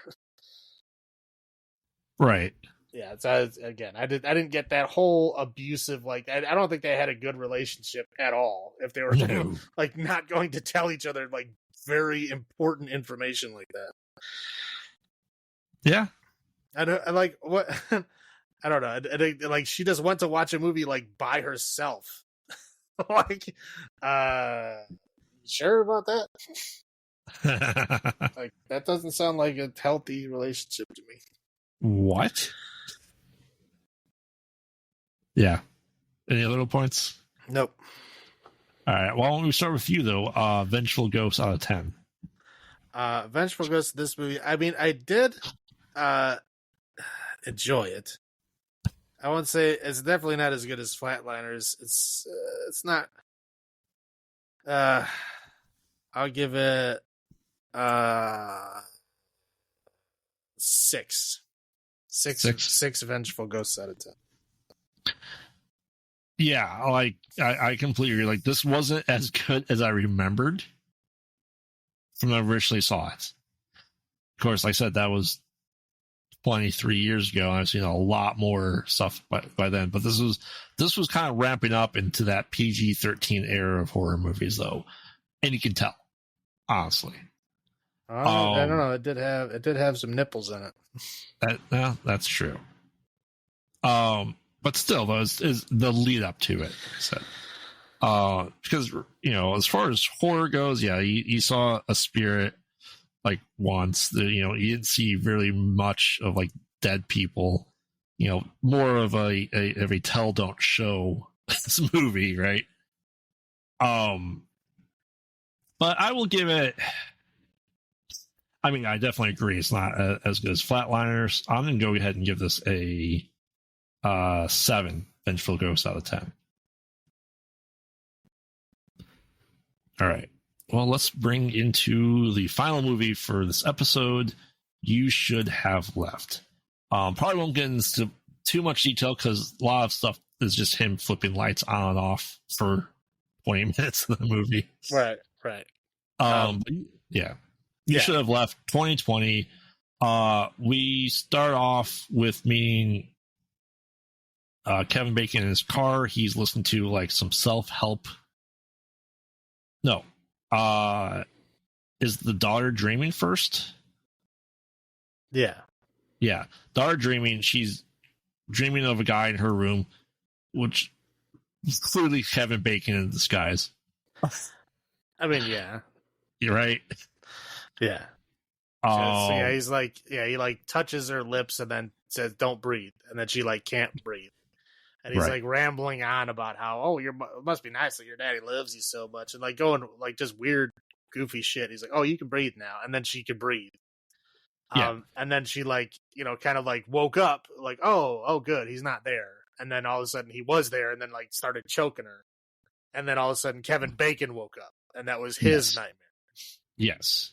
So anyway, he's going to meet, that's an introduction, his wife on set. He's there. The guy's wearing a Furious 7 hat for the filming of the movie.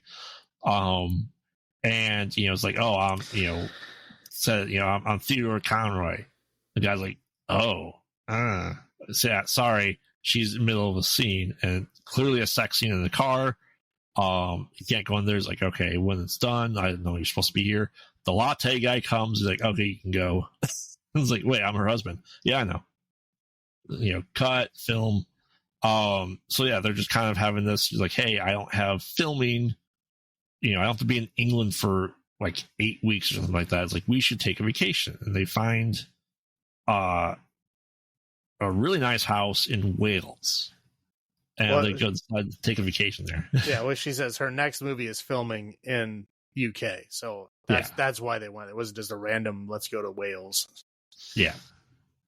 So anyway, they get there and kind of just going through a house. Like this place is huge.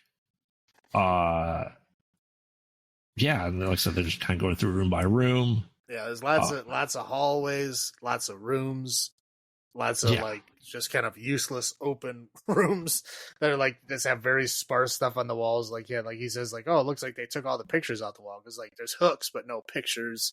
Yeah, because she, the wife goes, other people's families are creepy. All right. Well, if you're in their house, yes. If you're like renting a house and someone else's family photos on the wall, yes, that's creepy. Yeah. So anyway, I think that nothing happens until the night. She's like, "Hey," he's like, "I done on season 3." I don't think he says of what. She's like, "Oh, I'm just gonna go lock up," Well, and when she says, she brings out the laptop and she starts it. It says previously on Credible Threat. So it was season 3 of Credible Threat, which is a fictional show. Obviously. Yeah. He's going to turn off the lights, and he just goes light after light and keeps finding more lights through other doors and more lights and more lights. Well, yeah, he finds another door that leads to another hallway, like underneath the stairs. Right. And this is like a writing room and then the laundry room. Which has a picture. Yeah, a creepy Polaroid picture of like somebody standing like behind a corner. Like you can't see their face. You can just see like a person standing behind a corner, but it's in like an obviously like beat down like basement looking thing. Yeah. So anyway, he goes back up. It's like, oh, she fell asleep, and he left to turn off the lights at like 10:34, and he gets back, wakes her up. She's like, oh, I fell asleep. Oh, you sleepyhead. And it was like 3:11 in the morning. Right. So he was gone for like 4.5 hours turning off all these lights. Right. Well, yeah. And also the next day he wakes up at like 10 o'clock because he went to bed at 3. Right. Oh, sleepyhead, we're going to be playing outside. His daughter had seen a shadow because she was doing shadow puppets on her bed, which seemed like a loft area. It's completely separate from theirs, like very far away. In a very not window, seemed like a windowless room almost.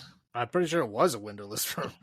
I don't think any of the rooms, the bedrooms, had windows that we saw. Yeah.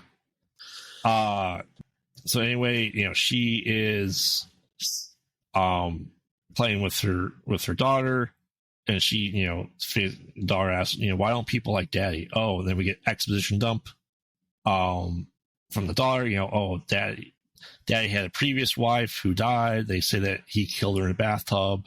He went to trial and he was, found innocent, but people still don't like him and trust him. And yes, like I said, big exposition dump. And then talking about, all the stuff that happens. He making jokes about how old Kevin Bacon is as being her dad, because he's like, 64 in this movie and she's 6. Well, the girl is 6. Yeah. Like the wife is like, I mean, maybe 30. Yeah. 30, maybe 30. Yeah. So, at least a 30-year age gap. Right. But also you have to take into account the kid is like 6. Right. So they've been together since he was like 60 and she was like 25. Right. So. Yep. Anyway, he goes to the world's worst grocery store where the guy literally gets him one item at a time. He's like, oh, he's talking to him. He's like, can you speak English? I am speaking English. Tells him about, has he met, Settler, right? Stetler. Oh, that house, it just has a way of finding things.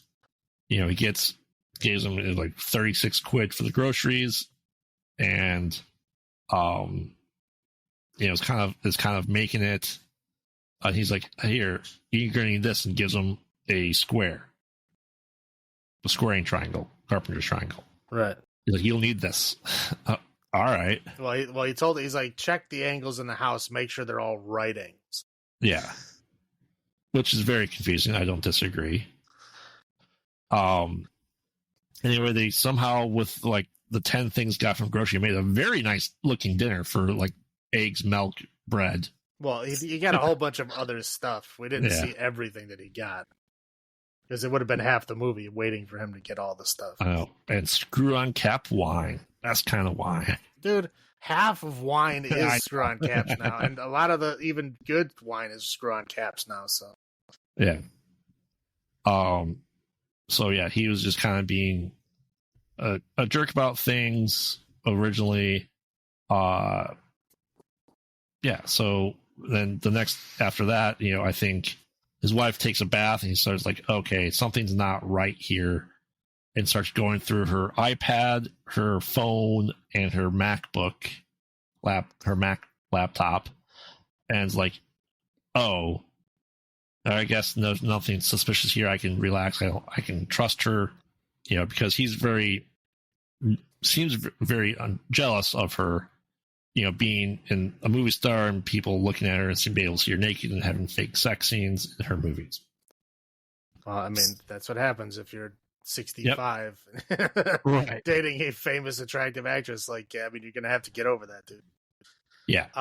But yeah, then that night they all decide to, like, all together decide, hey, we don't like it here. We're going to leave in the morning. Yeah. Yeah. It's a unanimous decision. We're all going to leave. Like, nobody wants to be here. Like, okay, great. We'll spend the night here. In the morning, we're leaving. Right. And everybody has nightmares that night. Yeah. His nightmare is he essentially is going through the house, sees his journal he's writing in, saying that you should leave, go now. The daughter has, bad dreams about the woman in the bathtub. Mm-hmm. And, his wife has a nightmare that she's in a play and she's forgotten all her lines. Well, we don't see her dream. She just talks about it. But yeah, Kevin Bacon, he finds that hidden staircase in that room. Right. And he goes down the stairs and he finds that creepy basement. We get the whole Polaroid picture that was in that laundry room. Like, it actually, he doesn't have the camera, but it makes the camera noise. Right. But it was like from his point. Anyway, there's Polaroid pictures all over the walls. You get creepy, evil Kevin Bacon is in there, and he finds his daughter like drowned in a room. And he goes in there and he he's like, oh no, she's drowned, she's dead. And he's like, oh, this has got to be a dream. So he takes a bottle, he smashes it, and he cuts his arm open, and then he stabs himself in the neck. Yes. To wake himself up because he knows he's dreaming, and then he wakes up. And then she goes over her like, oh, I was on a stage and I forgot my lines. And he's like, yeah, I think I got you beat. I think everyone has her beat. Yeah. Right. So then they get all packed up, like they're going to leave.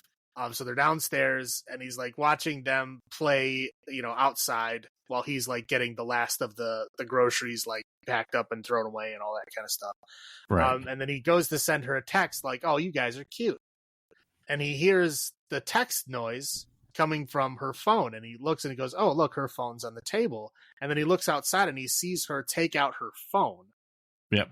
And is playing on the phone. So then he sends her another text and he sees it pop up on her phone in the house. So that's when he realizes that she has a secret phone. And that's when he realizes that, oh yeah, all of my jealous, suspicions are now proven. I know that she's cheating on me now because she has a secret phone. So he confronts her about it. She admits to it. Says like, yeah, I do have a secret phone. Like, it's exhausting. Yes, it is that this guy Max that he accuses her is like, he's that guy Max, right? And she's like, yeah. So he basically just says like, okay, yeah, you have to leave right now. You can leave now. Yeah. Her reaction is like, oh, can't we just move past this? Yeah, exactly. No. No. Well, yeah, him, no. But yeah, so she's like, okay, fine. Well, I'm going to take our daughter, and he's like, no, like you don't get to make the rules anymore. You broke the rules. The rules are out the window. He's like, you get out of here now. So she leaves and drives into town and essentially exits the movie. Right. And then he goes back in the house with her. They try to get a taxi. But they can't because they call the grocery store guy. He's like, yeah, no taxis. Yeah, he's like, nope, no, that's gonna happen. And then that's when they have the thing where the girl goes in the other room. Well, they have the little incident once where the girl spills water on the floor, and they see that the water is like pooling up all weird on the floor. So he pours more water on the floor, and it kind of like separates and blobs around, and anyway, does all kinds of weird shit like water's not supposed to do. And that's when he takes out the square that the grocery guy gave him, and he sticks it on the wall, and like one wall is fine, and he sticks it on the other wall, and it doesn't match up. Like there's no right angle. Right. And so then he takes the daughter, and they're like measuring the house. They measure the inside of the house, like, okay, it's 26 feet. And then they measure it on the outside, and it's 21 feet.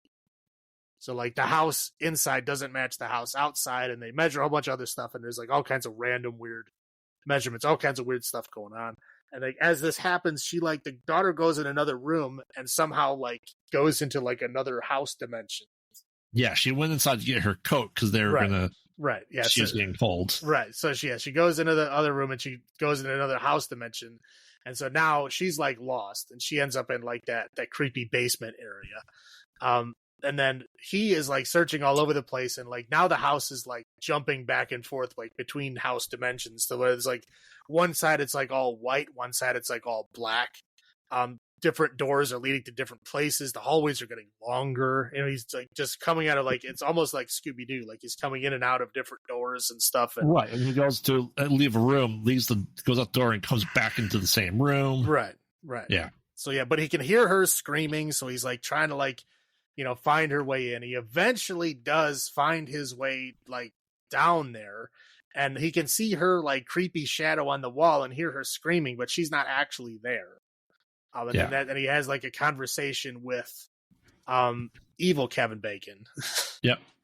And, you know, basically, you know, it says a bunch of weird stuff, like kind of sort of threatening him, like saying like, yeah, you kind of belong here. You deserve this kind of thing. And he does eventually get out and does find the daughter. She's just like sitting on the stairs and crying. And he's like, okay, we got to go right now. So he like, you know, they all bundle up. It's like really cold outside, but they all bundle up and he's like, all right, we're going to just walk to town. It's like 4 miles. Yeah, it's 4 miles. Like we can make it. It's really cold, but we'll be okay. So he just bundles everything up and she's like, what about our stuff? He's like, we're going to buy new stuff. Yep. Like, let's go. So they get out and they walk. And as they're walking like down the driveway, they turn back and they see there's like this ghost figure looking at them out the window. And they're like, whatever, just go. So they're walking, and they walk for like, I don't know, what, like an hour, maybe? They're like super, super cold, and he sees lights up ahead. He's like, okay, I think we made it. And then they get there, and they basically they went right back to the house. Yeah, I was like, oh, we were walking downhill the entire time. Right, yeah. She's like, we were walking downhill the entire time. It doesn't, like, there's no way we could have came back to the house. He's like, well, we did. And she's like, well, I don't want to go back in the house. He's like, well, I don't either, but we're going to freeze to death if we don't. Yeah. So essentially he goes back in the house. The daughter pretty much immediately like disappears again. And so he has to, you know, fight through the house again. And then now he gets down, you know, as a kind of a face off with evil Kevin Bacon again. Who is Settler. Well, yeah. Well, yeah. Now he knows that he's Stetler, and he's got like, you know, those kind of canes, like the walking canes. Yep. Whatever. So basically he like takes the cane and he starts like hitting him with it. Good Kevin Bacon hitting evil Kevin Bacon, which I guess it doesn't really fit, but whatever. In this point in the movie, sure. Yeah. So he's hitting him and he knocks his hat off and everything, and then we see that it clearly is just Kevin Bacon. Right. Just with different clothes. And he basically just says like, yeah, you belong here, you know you belong here. He's like, one of you is going to stay here forever, whether it's the daughter or whether it's you. That's your choice to make. And he said that she's willing to stay. Yeah, he's like, yeah, she's willing to do it for you because she loves you. So you have to make the choice. Do you want her to stay here or do you want to stay here? And so he's like, okay, you know, so he gets the daughter and he goes out of the house. The wife comes back up. It's morning time now. Wife pulls up. He puts the girl in the car and she's like, you got to come with us. He's like, no, I got to stay here.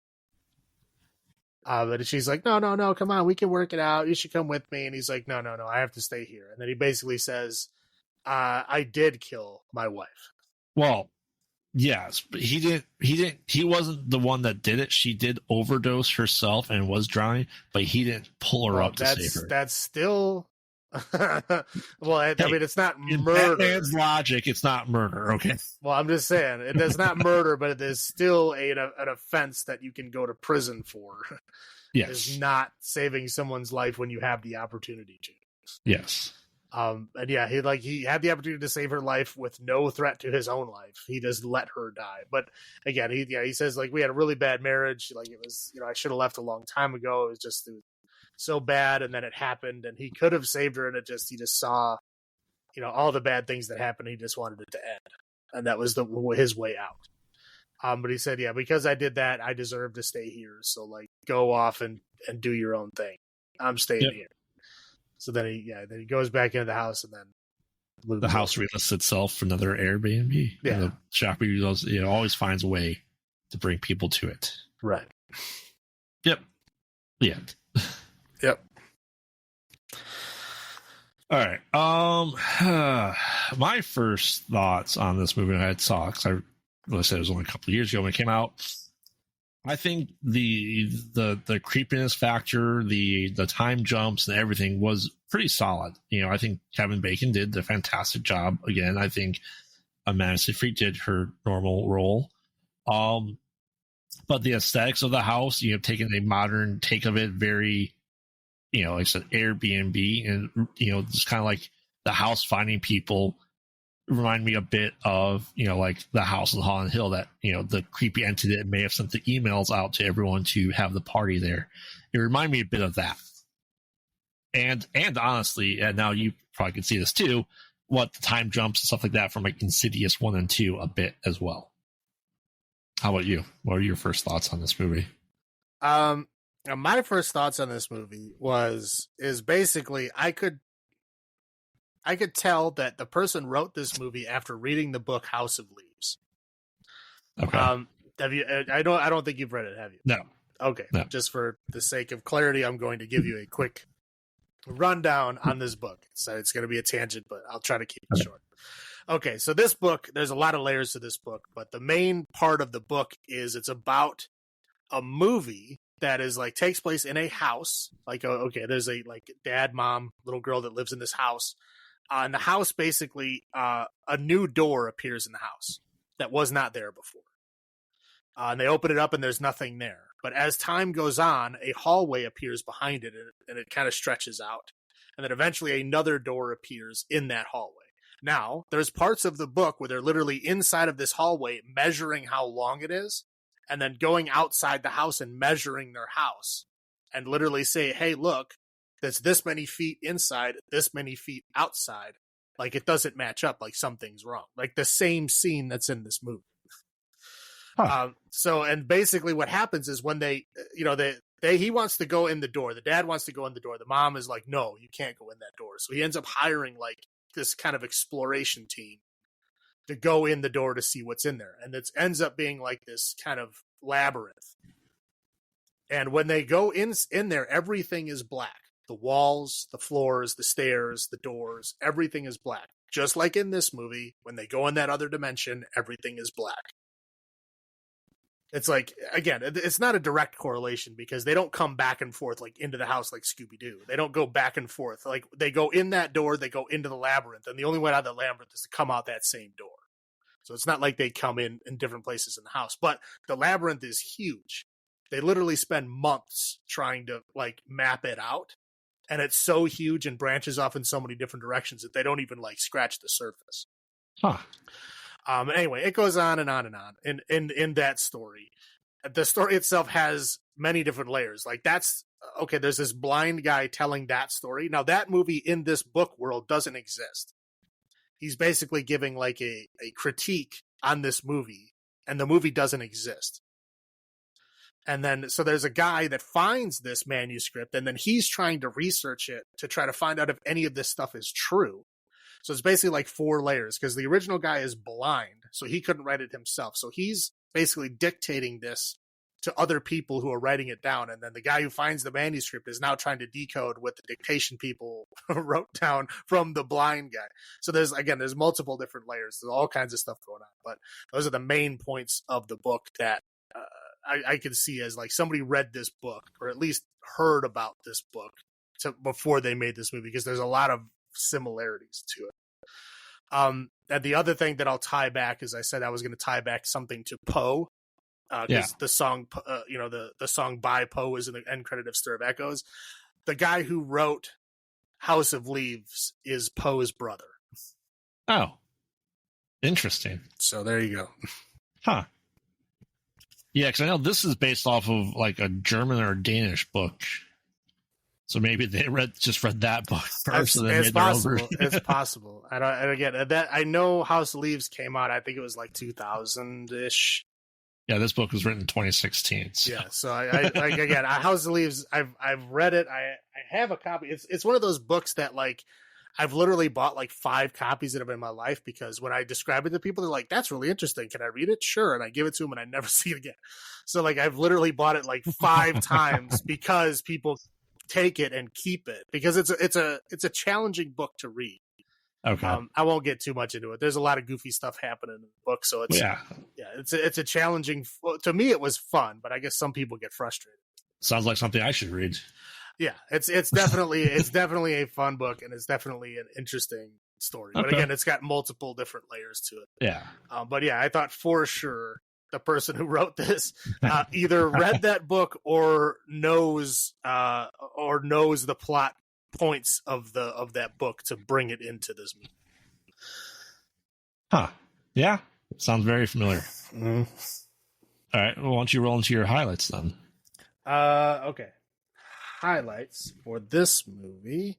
Again, I like the house and the labyrinth and that whole thing. Again, like the black part of it really reminded me of House of Leaves, but again, the whole back and forth part of it is just kind of like like a multi-dimensional kind of, space and time, house at the end of the universe kind of, right. Goofy story. But, those are always fun. I like those. I did like the evil bacon. Yeah. I thought it was, he had that weird kind of like super creepy pedophile voice. It was interesting to see Kevin Bacon like put in that kind of role. Yeah. Yeah, that was interesting. But yeah, again, just the whole existing outside of space and time kind of thing. And then the kind of showing that, the devil isn't necessarily the devil. It maybe is just you. Right. I thought that was an interesting point too. Yeah. Yeah. Anything else? That's it. Oh yeah. I mean, yeah, definitely the house, the architecture. I like the lore behind it. What was there before that house? A house. Well, a house did the same thing. What was before that? A tower. So it's like this focal point of like the house on Highland Hill, that focal point of not necessarily evil, but something that attracts people that have bad things in their past that would be deemed bad, or have, like all the flatliners would have been attracted to this house, or some of them would think they would have been, right? Right. Nelson definitely would have been there. Yeah, and just the measuring of stuff. Yeah, the in and out of it. I think there's been other things too, that there's houses that the insides don't match the outside. It happens a bit. It's usually because there's something hidden behind the wall, like a fake wall that they find out later on, especially because there's a body buried behind it. Right. Usually that's why the dimensions are off in these type of houses, but this is because it's interdimensional, essentially. It's a TARDIS. Yeah, right? Exactly. Whales. bigger on the inside, right? Yeah. But yeah, I like, just Kevin Bacon's throughout this. He's like, going through the hallway, he's like, enough fucking light switches. Like, yes, you don't need 50 light switches for your house. Every light doesn't need to be its own light switch. That's the modern home, man. There's a switch for everything. I know. But yeah, and the atmosphere, it seems very, the sharp corners, the seems like, people consider it, fancy and stuff like that, but it just seems sanitized in a way. Especially with things being taken off the walls, it just seems like the house was sanitized. Right. Which is just unnerving in its own way. Right.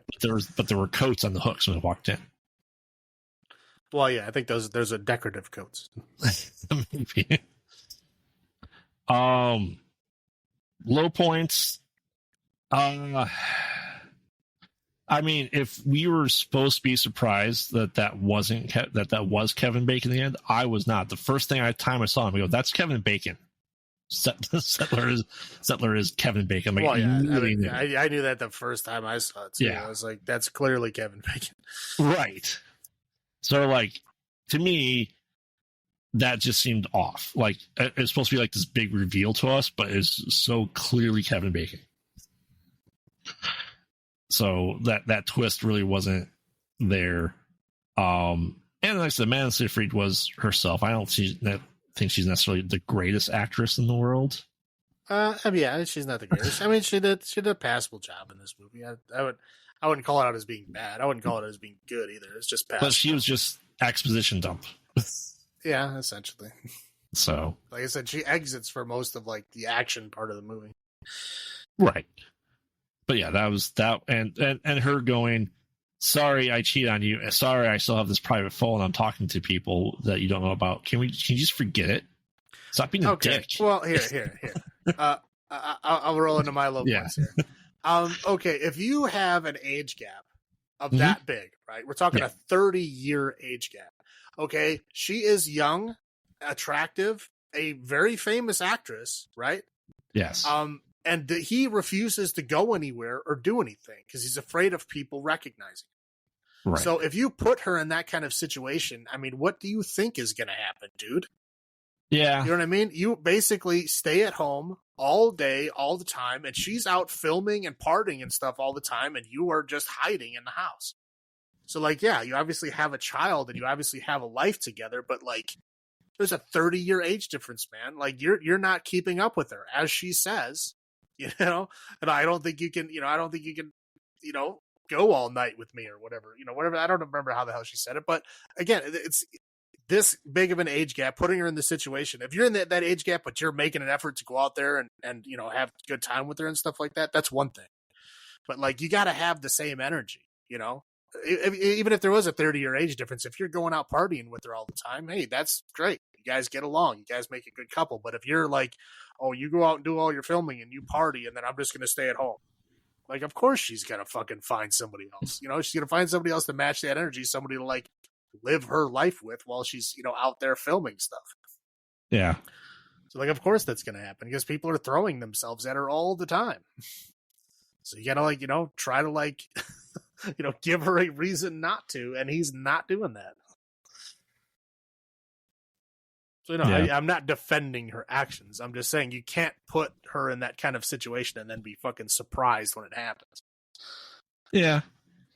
But no, again, that was a very unhealthy relationship. Very unhealthy. You can tell by the way that, when he gets upset and she literally reverts back to like being a teenage girl, being upset that daddy's mad.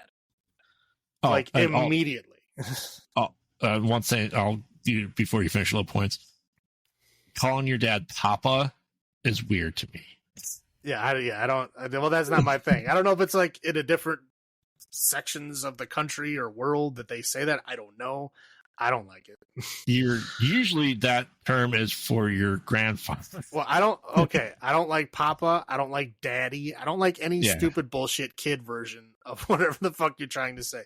Say what you're trying to say. Dad, father, that's fine. Right. Daddy, Papa. Pop, Nana, all that bullshit. I fucking hate that shit. Just say the fucking word that you need to say. Like, don't keep doing this baby shit. Because, like, I mean, there's kids out there that are like, literally, they're like fucking teenagers and they still go, Nana. Like, no. You fucking said Nana when you were 2 years old because you couldn't speak correctly. Like, say it correctly as you get older. Yeah. Don't hold this shit up, and then, like, literally, their children are saying Nana because you still say Nana. It's like, stop this shit. Speak correct English. Yeah. Well, whatever. Right, I don't have children. I know you have children. Yeah. All right. Why don't you continue with your little points? But yeah, no, I mean, just that healthy, unhealthy relationship. Again, it was, once he got angry, she like reverted back to that teenage girl. Like, oh no, I'm so sorry. Like, what can I do to make it better? Like, it was a very unhealthy relationship. And that age gap was just making it much, much, much worse. Yes. And the other thing, the daughter was just annoying. Yeah. Again, it wasn't like to the point where I wanted to strangle her or anything. She was just annoying. There was a lot of screaming and a lot of like just doing annoying stuff and a lot of like just kind of like jumping on everything. Yeah, just kind of like set up lines that I thought were very poorly delivered. But again, I guess I'm too. People tell me I'm too critical on child actors, but whatever. They're all actors in my mind. Yes. Any other little points? That's it. All right. Number of vengeful ghosts. I said this movie wasn't bad. I watched it twice now since it's come out. It's been out for just a little over 3 years, and it's something that's going to definitely be on my rewatch list because I find it very interesting. And once I read that book, I will definitely watch it again just to see how similar it really is to me.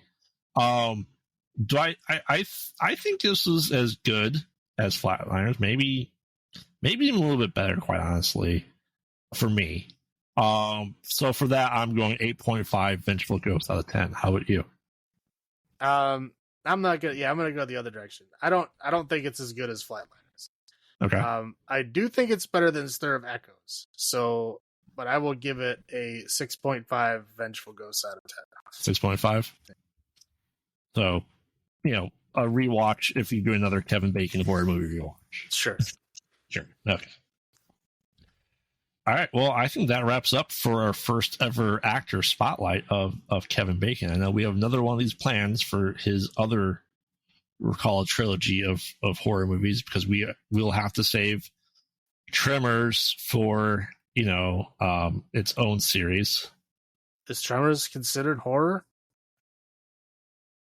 I would consider it an animal gone bad, stalking people. Well, it's fine. I guess I haven't thought about it. Yeah. I mean, what do you consider more of like a comedy, sci-fi comedy? I don't know. They got horror comedies too. So, I mean, it would be like an expert would have to make that decision. I don't know what decision that would be. It has elements of all these things. I don't know where it would technically fall in. Yeah, that's fair. I mean, I know it scared the crap out of me when I was a kid. But right. All right. Well, so yeah, hopefully you guys and everyone listening has enjoyed the first actor spotlight. We'll probably do more of these just to help lump kind of movies that don't really fit into other thematic things as we see fit. But for the next episode, mankind has always been afraid of the woods. We see that in history and folklore. What is it that makes us nervous wandering through the dark forest at night? What really lurks behind the trees? Is it an ancient evil, or maybe just our lizard brains playing tricks on us? Join us next time as we venture into the woods to see what is really out there. And remember, we watch bad movies, so you don't have to. This has been Graveyard saying, have you checked on the children? This is Salem saying, long live the new flesh. Good night. Good night.